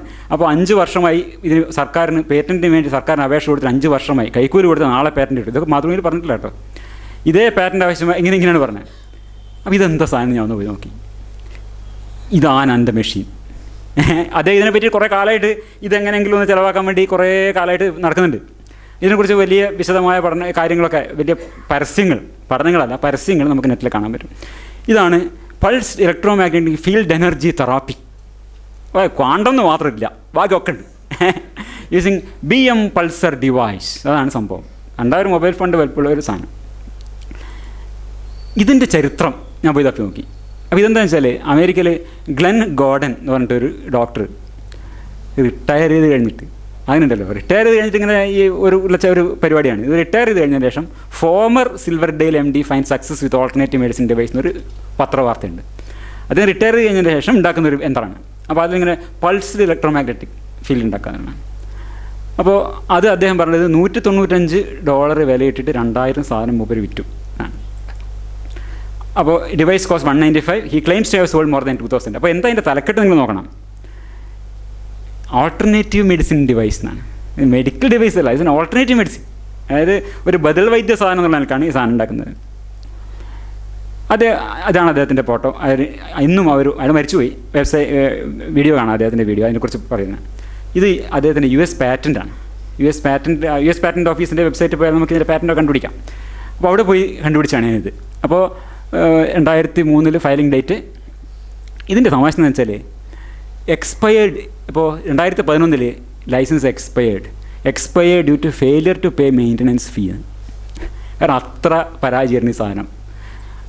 ഇതിൻ്റെ പൈസ പോലും അടക്കാൻ പറ്റാതെ, ഇതിൻ്റെ മെയിൻ്റനൻസ് പോലും അടക്കാതെ അത് ഇല്ലാണ്ടായി, സക്സസ് ആയില്ല സാധനം. അപ്പോൾ ഇങ്ങനൊരു സാധനമാണ്. ഇതിനെ ആണ് ഒറിജിനൽ EM പൾസോളോ by doctor Glen Gordon has been improved upon by doctor BM Hegde. അദ്ദേഹം എങ്ങനെയാണ് ഇമ്പ്രൂവ് ചെയ്തെന്ന് നമ്മൾ ചോദിക്കരുത്. ആ സാധനം കൊണ്ടുവന്ന് അദ്ദേഹം അത് ഇമ്പ്രൂവ് ചെയ്തിട്ട്, അതുവരെ അതിൻ്റെ പേരെന്തായിരുന്നു, EM പൾസ് എന്നായിരുന്നു. ഇദ്ദേഹം അതിൽ നടത്തിയ ഇമ്പ്രൂവ്മെൻ്റ് എന്താണ്, BM പൾസർ എന്നാക്കിയിട്ട്. അതാണ് അദ്ദേഹം നടത്തിയ ഇമ്പ്രൂവ്മെൻറ്റ്. BM ഹെഗ്ഡെ ഇമ്പ്രൂവ് ചെയ്തു, ന്യൂ BM പൾസർ ഡിവൈസ്. അപ്പോൾ അദ്ദേഹം ഒരു വാദിച്ചു, ഞാൻ ഗ്ലെൻ ഗോർഡനോട് അദ്ദേഹത്തോട് I am grateful to late Glen Gordon passing the US patent free of charge. എന്താ അവിടെ ഒരു കാര്യമില്ല, അവിടെ ലൈസൻസ് ഫീ അടക്കാൻ പറ്റാണ്ട് പോയ സാധനമാണ്, അത് എനിക്ക് ഫ്രീ ആയി തന്നുള്ളവർ അദ്ദേഹം നന്ദിയൊക്കെ രേഖപ്പെടുത്തുന്നുണ്ട്. ഇതിനെപ്പറ്റി അദ്ദേഹം ഒരു പേപ്പർ പ്രസിദ്ധീകരിച്ചിട്ടുണ്ട്, journal Indian academy of clinical science. വലിയ ഗംഭീരമായിട്ടുള്ള ഒരു പേപ്പർ പ്രസിദ്ധീകരിച്ചിട്ടുണ്ട്. എത്ര രോഗികളെ അത് ചികിത്സിച്ചെന്നറിയോ? ഒരു രോഗിയെ ചികിത്സിച്ചെന്നാണ് പറയുന്നത്. Pulse electromagnetic field energy in the management of ischemic heart disease and heart failure BM Hegde, CV Krishnaswamy രണ്ടുപേർ ചേർന്ന് ഒരു രോഗിയെ ചികിത്സിച്ചിട്ട് ഒരു പേപ്പറാക്കി. ആ പേപ്പറിൻ്റെ അബ്സ്ട്രാക്റ്റിലെ ഒരു വാചകമാണ് ഏറ്റവും പ്രധാനം. Abstract, one of us has the patent. ഏതെങ്കിലും ഒരു ശാസ്ത്ര രംഗത്ത് പറഞ്ഞു, one of us has the patent, അദ്ദേഹത്തിൻ്റെ പേര് BM Hegde. BM pulse is ready for use right now. ഇതാണ് ഒരു ശാസ്ത്ര പേപ്പറിൻ്റെ അബ്സ്ട്രാക്റ്റിൻ്റെ അവസാനം പറഞ്ഞിരിക്കുകയാണ്, എനിക്കാണ് അതിൻ്റെ പാറ്റൻറ്റ്, അത് വിൽക്കാൻ റെഡി ആയിട്ടിരിക്കുകയാണ്. പക്ഷേ ഇതൊന്നും ക്ലച്ച് പിടിച്ചില്ലാണ്ടാണ്, സംഗതി ചിലവായില്ല. ഇവർ രണ്ടുപേരും കൂടെ കുറേ കാലമായിട്ട് ഇത് വിൽക്കാൻ ശ്രമിക്കുന്നുണ്ട്. അത് നടക്കാത്തതാണ് ഈ പറഞ്ഞത്, ഞങ്ങൾക്ക് അത് തന്നില്ല, ഇത് തന്നില്ല, മറ്റേത് തന്നില്ല, പാറ്റൻറ്റ് തന്നില്ല. അപ്പോൾ ഇത് പെനേഷ്യ എന്നാണ്, എല്ലാ രോഗത്തിനും പെനേഷ്യ ഫോർ സെവറൽ ഇൽസ് എന്നാണ് ഇതിനെപ്പറ്റി അദ്ദേഹം പറയുന്നത്. ഹാർട്ട് അറ്റാക്ക് ഉണ്ടോ, നെഞ്ചിന് വെച്ച് കെട്ടിയാൽ മതി. നിങ്ങൾക്ക് ഇനി സ്ട്രോക്കാണോ വന്നത്, തലയിൽ വെച്ച് കെട്ടിയാൽ മതി. എന്താണല്ലോ ഒരു മൊബൈൽ ഫോൺ തലയിൽ വെച്ച് കെട്ടി, ഇതാ ഓരോ നിസ്സഹായന്മാരുടെ ഒരു അവസ്ഥ നോക്കി. ഈ സാധനം തലയിൽ വെച്ച് കെട്ടി, സ്ട്രോക്ക് വന്ന ആൾക്കാർ പൾസ് ഇലക്ട്രോമാഗ്നറ്റിക്. വയറുവേദന ഉണ്ടോ, അതിന് ഇത് കിട്ടിയാൽ മതി. മയിലെണ്ണ അതേ സംഭവം തന്നെ. വയറുവേദന ഉണ്ടെങ്കിൽ അത് അവിടെ ഒരു പ്ലാസ്റ്റർ വെച്ചിട്ട് വേറെ ഒട്ടിച്ചു. തണ്ടൽ വേദനയാണോ, അവിടെ കെട്ടിക്കുക, എവിടെ വേണമെങ്കിലും കെട്ടാം, എല്ലാ രോഗവും മാറും. ഇതാണ് നമ്മുടെ തലമുറയുടെ അത്യാഗ്രഹം കുറച്ചുകൊണ്ട് മാത്രമേ വരും തലമുറയുടെ നിലനിൽപ്പ് ഉറപ്പുവരുത്താൻ കഴിയൂ. പണക്കുതിയരായ ഡോക്ടർമാരിൽ നിന്ന് മനുഷ്യത്വം പ്രതീക്ഷിച്ച് നിങ്ങൾ വിഡ്ഢികളാവരുതെന്നാണ് നമ്മൾ അദ്ദേഹം ഉത്ബോധിപ്പിക്കുന്ന വിഷയം. അപ്പോൾ ഞാൻ വിചാരിക്കുന്നത് മൊബൈൽ ഫോൺ വെച്ച് കിട്ടിയാലും മതിനാ. കാരണം എന്താ, ഈ മൊബൈൽ ഫോണിൻ്റെ effect of pulse electromagnetic radiation from mobile phone, ഇതിനെപ്പറ്റി കുറേ പഠനങ്ങളുണ്ട്. ഈ മൊബൈൽ ഫോണും പൾസ് ഇലക്ട്രോമാഗ്നറ്റിക് ഫീൽഡ് ഉണ്ടാക്കുന്നതാണ്. വെറുതെ കാശ് കൊടുക്കണ്ടല്ലോ, മൊബൈൽ ഫോൺ വെച്ച് കിട്ടിയാലും മതി. വയറുവേദന മൊബൈൽ ഫോൺ വെച്ച് കിട്ടാം, തലക്ക് വെച്ച് കിട്ടാം. അപ്പോൾ ഇത് European review of medical and pharmacology science, effect of pulse electromagnetic radiation from mobile phone on the levels of monoamine neurotransmitters ബ്രെയിനിൽ, റാറ്റ് ബ്രെയിനിൽ. അതുപോലെ തന്നെ effect of high frequency electromagnetic field emitted from mobile phones. അപ്പോൾ ഈ pulse electromagnetic field എന്ന് പറഞ്ഞ സാധനം mobile phone ഉണ്ടാക്കുന്ന സാധനമാണ് എന്നർത്ഥം. പിന്നെ വേറൊരു സാധനം ഇതാണ് സിൽവർ ലൈനിങ്. അപ്പോൾ ഈ ഇതേപോലെ സിൽവർ ലൈനിങ് ഉണ്ടാക്കിയെന്നാണ് പറയുന്നത്. ഈ സിൽവർ ലൈനിക്കും ഇതുപോലെ തന്നെ പിന്നെ ഇത് ലൈസൻസ് തരുന്നില്ല. സിൽവർ ലൈനിക്ക് ഇതുവരെ സർക്കാർ പാറ്റൻറ്റ് കൊടുത്തില്ല. അദ്ദേഹത്തിൻ്റെ വേറൊരു വലിയ പ്രശ്നമാണ് സിൽവർ ലൈനി അദ്ദേഹം ഉണ്ടാക്കിയത്. സിൽവർ ലൈനി ഇങ്ങനെ വലിയ രോഗത്തിനുള്ള മറ്റേയൊക്കെ മോശം, ആധുനിക വൈദ്യം ഭയങ്കര മോശം. അതിന് പറയുന്നത് സിൽവർ ലൈനി ഉണ്ടാക്കി. ഇത് കണ്ടപ്പോൾ എനിക്ക് ഓർമ്മ വന്നത് നമ്മുടെ കുഞ്ചൻ നമ്പ്യാർ പറഞ്ഞ സാധനമാണ്. വിദ്യകൾ മറ്റുള്ളതെല്ലാം വൃഥാ തന്നെ, വൈദ്യം പഠിക്കണം ദ്രവ്യമുണ്ടാക്കുവാൻ. കാരസ്കരഘൃതം ഗുൽഗുലു തിക്തകം ചേരുന്ന നെയ്കളും എണ്ണപ്പൊടികളും സാരമായുള്ള ഗുളികയും കൊണ്ട് എന്ന് ഓരോ വിധം പണം കൈക്കലാക്കിയിരുന്നു. ഇങ്ങനൊരു പോസിബിലിറ്റി പഴയ വൈദ്യന്മാർക്കുണ്ടായിരുന്നു. അവർക്ക് തന്നെ മരുന്നുണ്ടാക്കി അവർക്ക് തന്നെ വിറ്റാൽ നല്ല ലാഭം ഉണ്ടാകും. അപ്പോൾ അതിനൊരു സാധ്യതയില്ല. അപ്പോൾ ഇത് ആണ് ഇപ്പോൾ ഇദ്ദേഹം ചെയ്തുകൊണ്ടിരിക്കുന്നത്. സിൽവർ ലൈനി, മൊബൈൽ ഫോൺ, ഇതൊക്കെ ഉണ്ടാക്കിയിട്ട് രോഗം മാറ്റാൻ പറഞ്ഞു. അപ്പോൾ ഇത് ഈ സിൽവർ ലൈനിയെ കുറിച്ചിട്ട് പിന്നെ മേയോ ക്ലിനിക്കിൻ്റെ പോയൊരു പഠനമുണ്ട്. അത് സുരക്ഷിതമല്ല, പ്രയോജനമില്ല, വെള്ളിക്ക് യാതൊരു ശാരീരിക ധർമ്മവുമില്ല, വെള്ളി കൊണ്ട് ഒരു പ്രയോജനം നമ്മുടെ ശരീരത്തിനില്ല, അത് സുരക്ഷിതമല്ല, പ്രയോജനമില്ലാത്തതാണ് എന്നൊക്കെ മേയോ ക്ലിനിക്കിൻ്റെ ഇത് കൃത്യമായിട്ട് പറയുന്നുണ്ട്. കൊളോയിഡ് സിൽവർ അണുബാധ നിയന്ത്രിക്കാൻ ഒരു പ്രയോജനവുമില്ല. ഇതിവിടെ ഹെഗ്ഡെ പറയുന്നത് എന്താണ്? ഞങ്ങൾ ഗവേഷണം ചെയ്തെടുത്ത നാനോ സിൽവർ ലൈനിക്ക് 10 രൂപയേ വരൂ, ഉപകാരികളായ അണുക്കളെ നശിപ്പിക്കില്ല. ഭയങ്കര സംഭവമാണ് കേട്ടോ. വളരെ കൃത്യമായിട്ട് ഇങ്ങനെ നോക്കും സിൽവർ ലൈനി. എസ്രി ഈ കോളയാണോ, ഇത് ഉപകാരിയാണോ അപകാരിയാണോ നോക്കിയിട്ട് തട്ടും. പണ്ട് ഇതാണ് കാച്ചാൻ വേണ്ടി റെഡിയായി നടക്കുകയാണ് സിൽവർ. അങ്ങനെ ഭയങ്കര സിൽവറാണ്. ഉപകാരികളായ അണുക്കളെ നശിപ്പിക്കില്ല, രോഗകാരികളെ പേരും അനുവദിക്കുന്നില്ല മരുന്ന്. അപ്പോൾ ഇതൊക്കെ ശുദ്ധ എന്താ പറയുക അസംബന്ധമാണെന്ന് പറയുന്നുണ്ട്. ഇതൊന്നും ഒരു തരത്തിലുള്ള പ്രയോജനമില്ല. FDA അപ്പോൾ ഇതുവരെ സർക്കാർ പാറ്റൻറ്റ് കൊടുത്തില്ല, പാറ്റൻറ്റിനായി വൻ കൈക്കൂലി കൊടുക്കണം. ഈ സാധനം ഉണ്ടാക്കിയ ആൾക്കാരെ FDA ശിക്ഷിച്ചിരിക്കുകയാണ് അമേരിക്കയിൽ.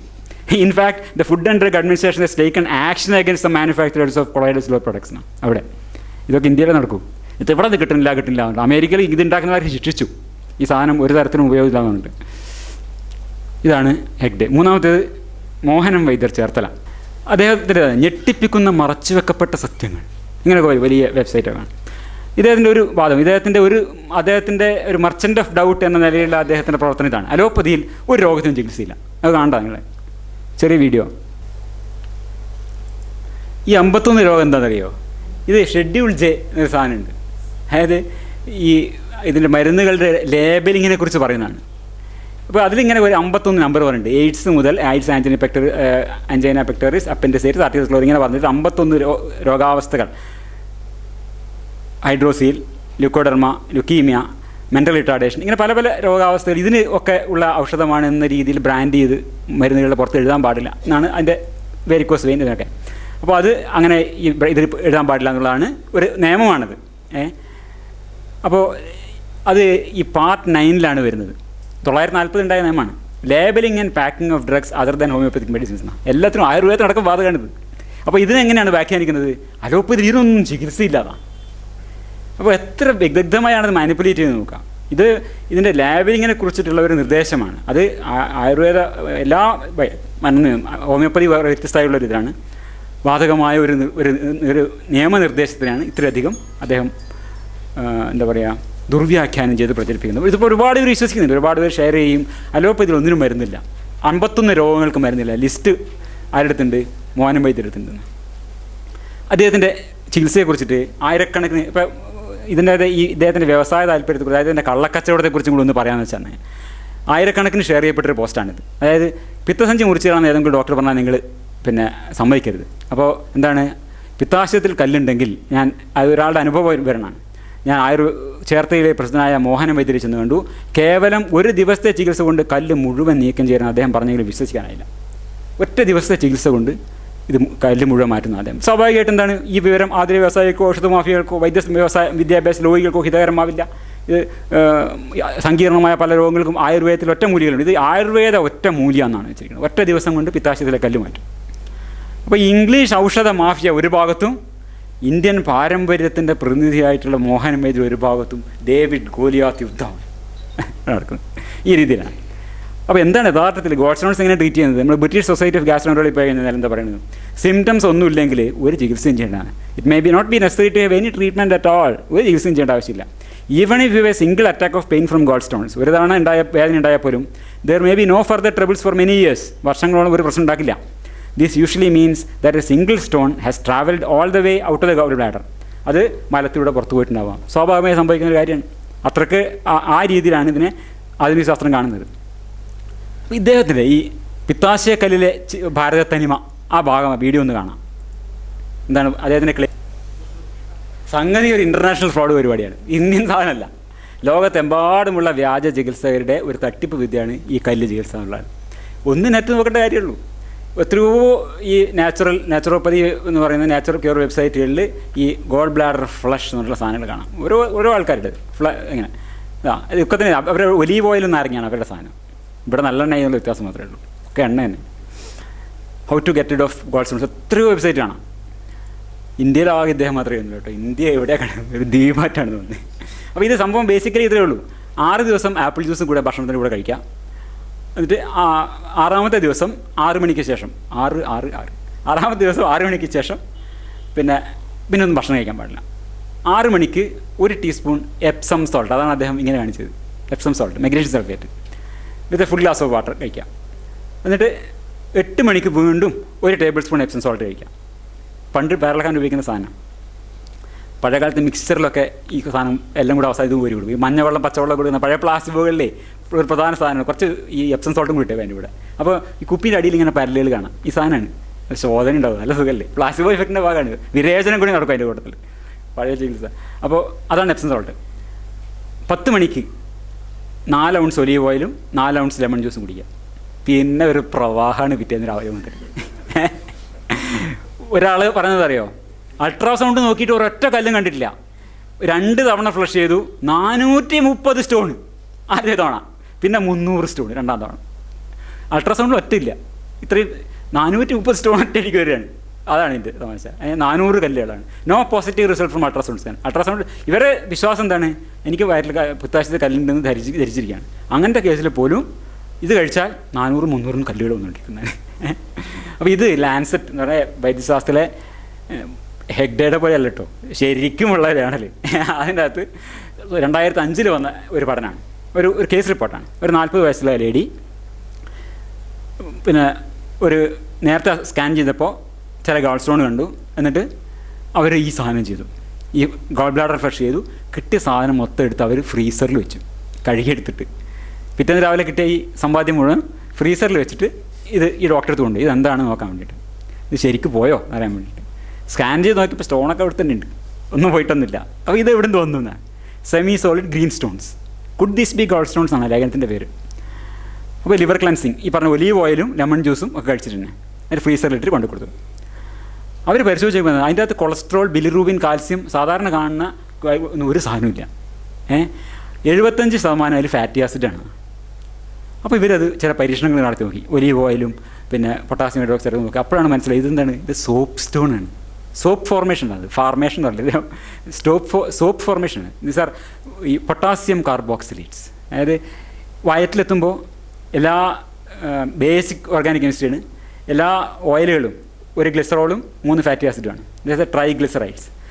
വയറ്റിലെത്തുമ്പോൾ പാൻക്രിയാസിലെ ലൈപ്പേസ് എന്ന എൻസൈം ഉണ്ട്, ഇതിനെ ബ്രേക്ക് ചെയ്യും. അപ്പോൾ ഫാറ്റി ആസിഡുകൾ ഫ്രീ ആവും. Carboxylic acid, fatty acid free ആവും.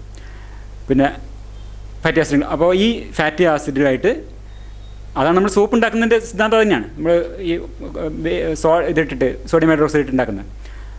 ഈ നാരങ്ങ നീരിലുള്ള പൊട്ടാസ്യം ആയിട്ടാണ് ഇത് യോജിക്കുന്നത്. നാരങ്ങ നീരിൽ സിട്രിക് ആസിഡ് അല്ല അവിടെ പ്രയോഗിക്കുന്നത്, അതിൻ്റെ അകത്ത് പൊട്ടാസ്യം ധാരാളം ഉള്ളതാണ്, പൊട്ടാസ്യം ഉള്ള ഒരു സാധനമാണിത്. അപ്പോൾ ഈ പൊട്ടാസ്യം അയോണുകൾ പൊട്ടാസ്യം കാർബോക്സിലേറ്റാണ്. കാർബോക്സിലേറ്റുകൾ ഫാറ്റി ആസിഡ് സോപ്പുകളുണ്ടാവും. Essentially these are potassium soap stones ആണ് ഉണ്ടാകുന്നത്. വളരെ സോഫ്റ്റ് ആയിരിക്കും അത്, വെള്ളത്തെ പൊങ്ങിക്കെടുക്കുകയും ചെയ്യും. അപ്പോൾ ഇത് സയൻസ് പ്രൊജക്റ്റായിട്ട് ആൾക്കാർ ചെയ്യുന്ന എത്രയോ വീഡിയോസ് പിന്നെ ഫോട്ടോസ് നിങ്ങൾക്ക് നെറ്റിൽ കാണാം.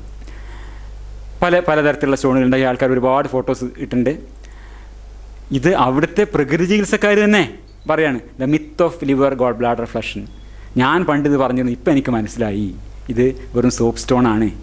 അദ്ദേഹം എൻ്റെ ഫോട്ടോ കൊടുത്തിട്ടുണ്ട്, ഇതാണ് സ്റ്റോൺ, ഇതിൻ്റെ വലുപ്പം. This is olive oil soap എന്ന് അദ്ദേഹം തന്നെ അഡ്മിറ്റ് ചെയ്യുക, ഞാനിത് ചെയ്ത് തെറ്റാണ്. അവിടുത്തെ പ്രകൃതി ചികിത്സക്കാർ വെളിവ് വന്നു. ഇവിടെ ഇപ്പം പുതിയതായിട്ട് ഇന്ത്യയിൽ ഞാൻ മാത്രമേ ഉള്ളൂ. ഇതാണ് ഈ കള്ളക്കച്ചവടം എന്ന് പറയുന്നത്. ഇതിൽ ആദ്യം ഈ 51 രോഗങ്ങൾക്ക് മരുന്നില്ല, അതില്ല ഇതില്ല എന്നൊക്കെ പറഞ്ഞാൽ ഇവർക്കൊക്കെ എന്താണ് ഇങ്ങനെയുള്ള കള്ളക്കച്ചവടങ്ങൾ നടത്തുന്ന ആൾക്കാരാണ് എന്ന് പറയാൻ വേണ്ടിയാണ് ഞാനത് പറഞ്ഞത്. അപ്പോൾ ഇത് വെറും 4-കിട സ്റ്റേജ് മാജിക്കിനെ ഒരു ദിവ്യാത്ഭുതമാക്കി തട്ടിപ്പുകാരനെ അവതാരമാക്കി കൊണ്ടുനടക്കുന്നത് നമ്മുടെ സമൂഹത്തിൻ്റെ അടിസ്ഥാന രോഗം, ശാസ്ത്രീയ മനോവൃത്തിയുടെ അഭാവം. അതിൻ്റെ ഒരു പ്രകടനമാണ് നമ്മളിവിടെ കാണുന്നത്. എത്രയോ ആൾക്കാർ ആ ഒരു പോസ്റ്റൊക്കെ ആയിരക്കണക്കിന് ആൾക്കാർ ഷെയർ ചെയ്തിരിക്കുകയാണ്. അതിൻ്റെ പിന്നിലെങ്ങാൻ പോയിട്ട് ഇത് തട്ടിപ്പാണെന്നുണ്ടെങ്കിൽ നമ്മുടെ മേൽ പുതിയ ഭാഷ പറഞ്ഞാൽ പൊങ്കാലിടും ആൾക്കാർ. അത് അത്രയും വിശ്വാസികളെ അതിൻ്റെ കൂട്ടത്തിലിരിക്കുന്നതേ. അപ്പോൾ അതാണ് ഒരാളുടെ അനുഭവമാണ് അയാളുടെ വിശ്വാസ്യത എന്നാണ് അതിൻ്റെ. അതാണ് ആ ശാസ്ത്രീയ മനോവൃത്തിയുടെ അഭാവം കാണിക്കുന്നത്. അപ്പോൾ സമൂഹത്തിൽ ശാസ്ത്രീയ മനോവൃത്തി വേരുപിടിപ്പിക്കാൻ മാത്രമാണ് ഇതിന് പരിഹാരം എന്ന് പറഞ്ഞുകൊണ്ട് ഞാൻ അവസാനിപ്പിക്കുകയാണ്. ഡോക്ടർ പിൻറ്റോൻ്റെ ഓർമ്മക്ക് മുന്നിൽ ഒന്നുകൂടി പ്രണമിച്ചു.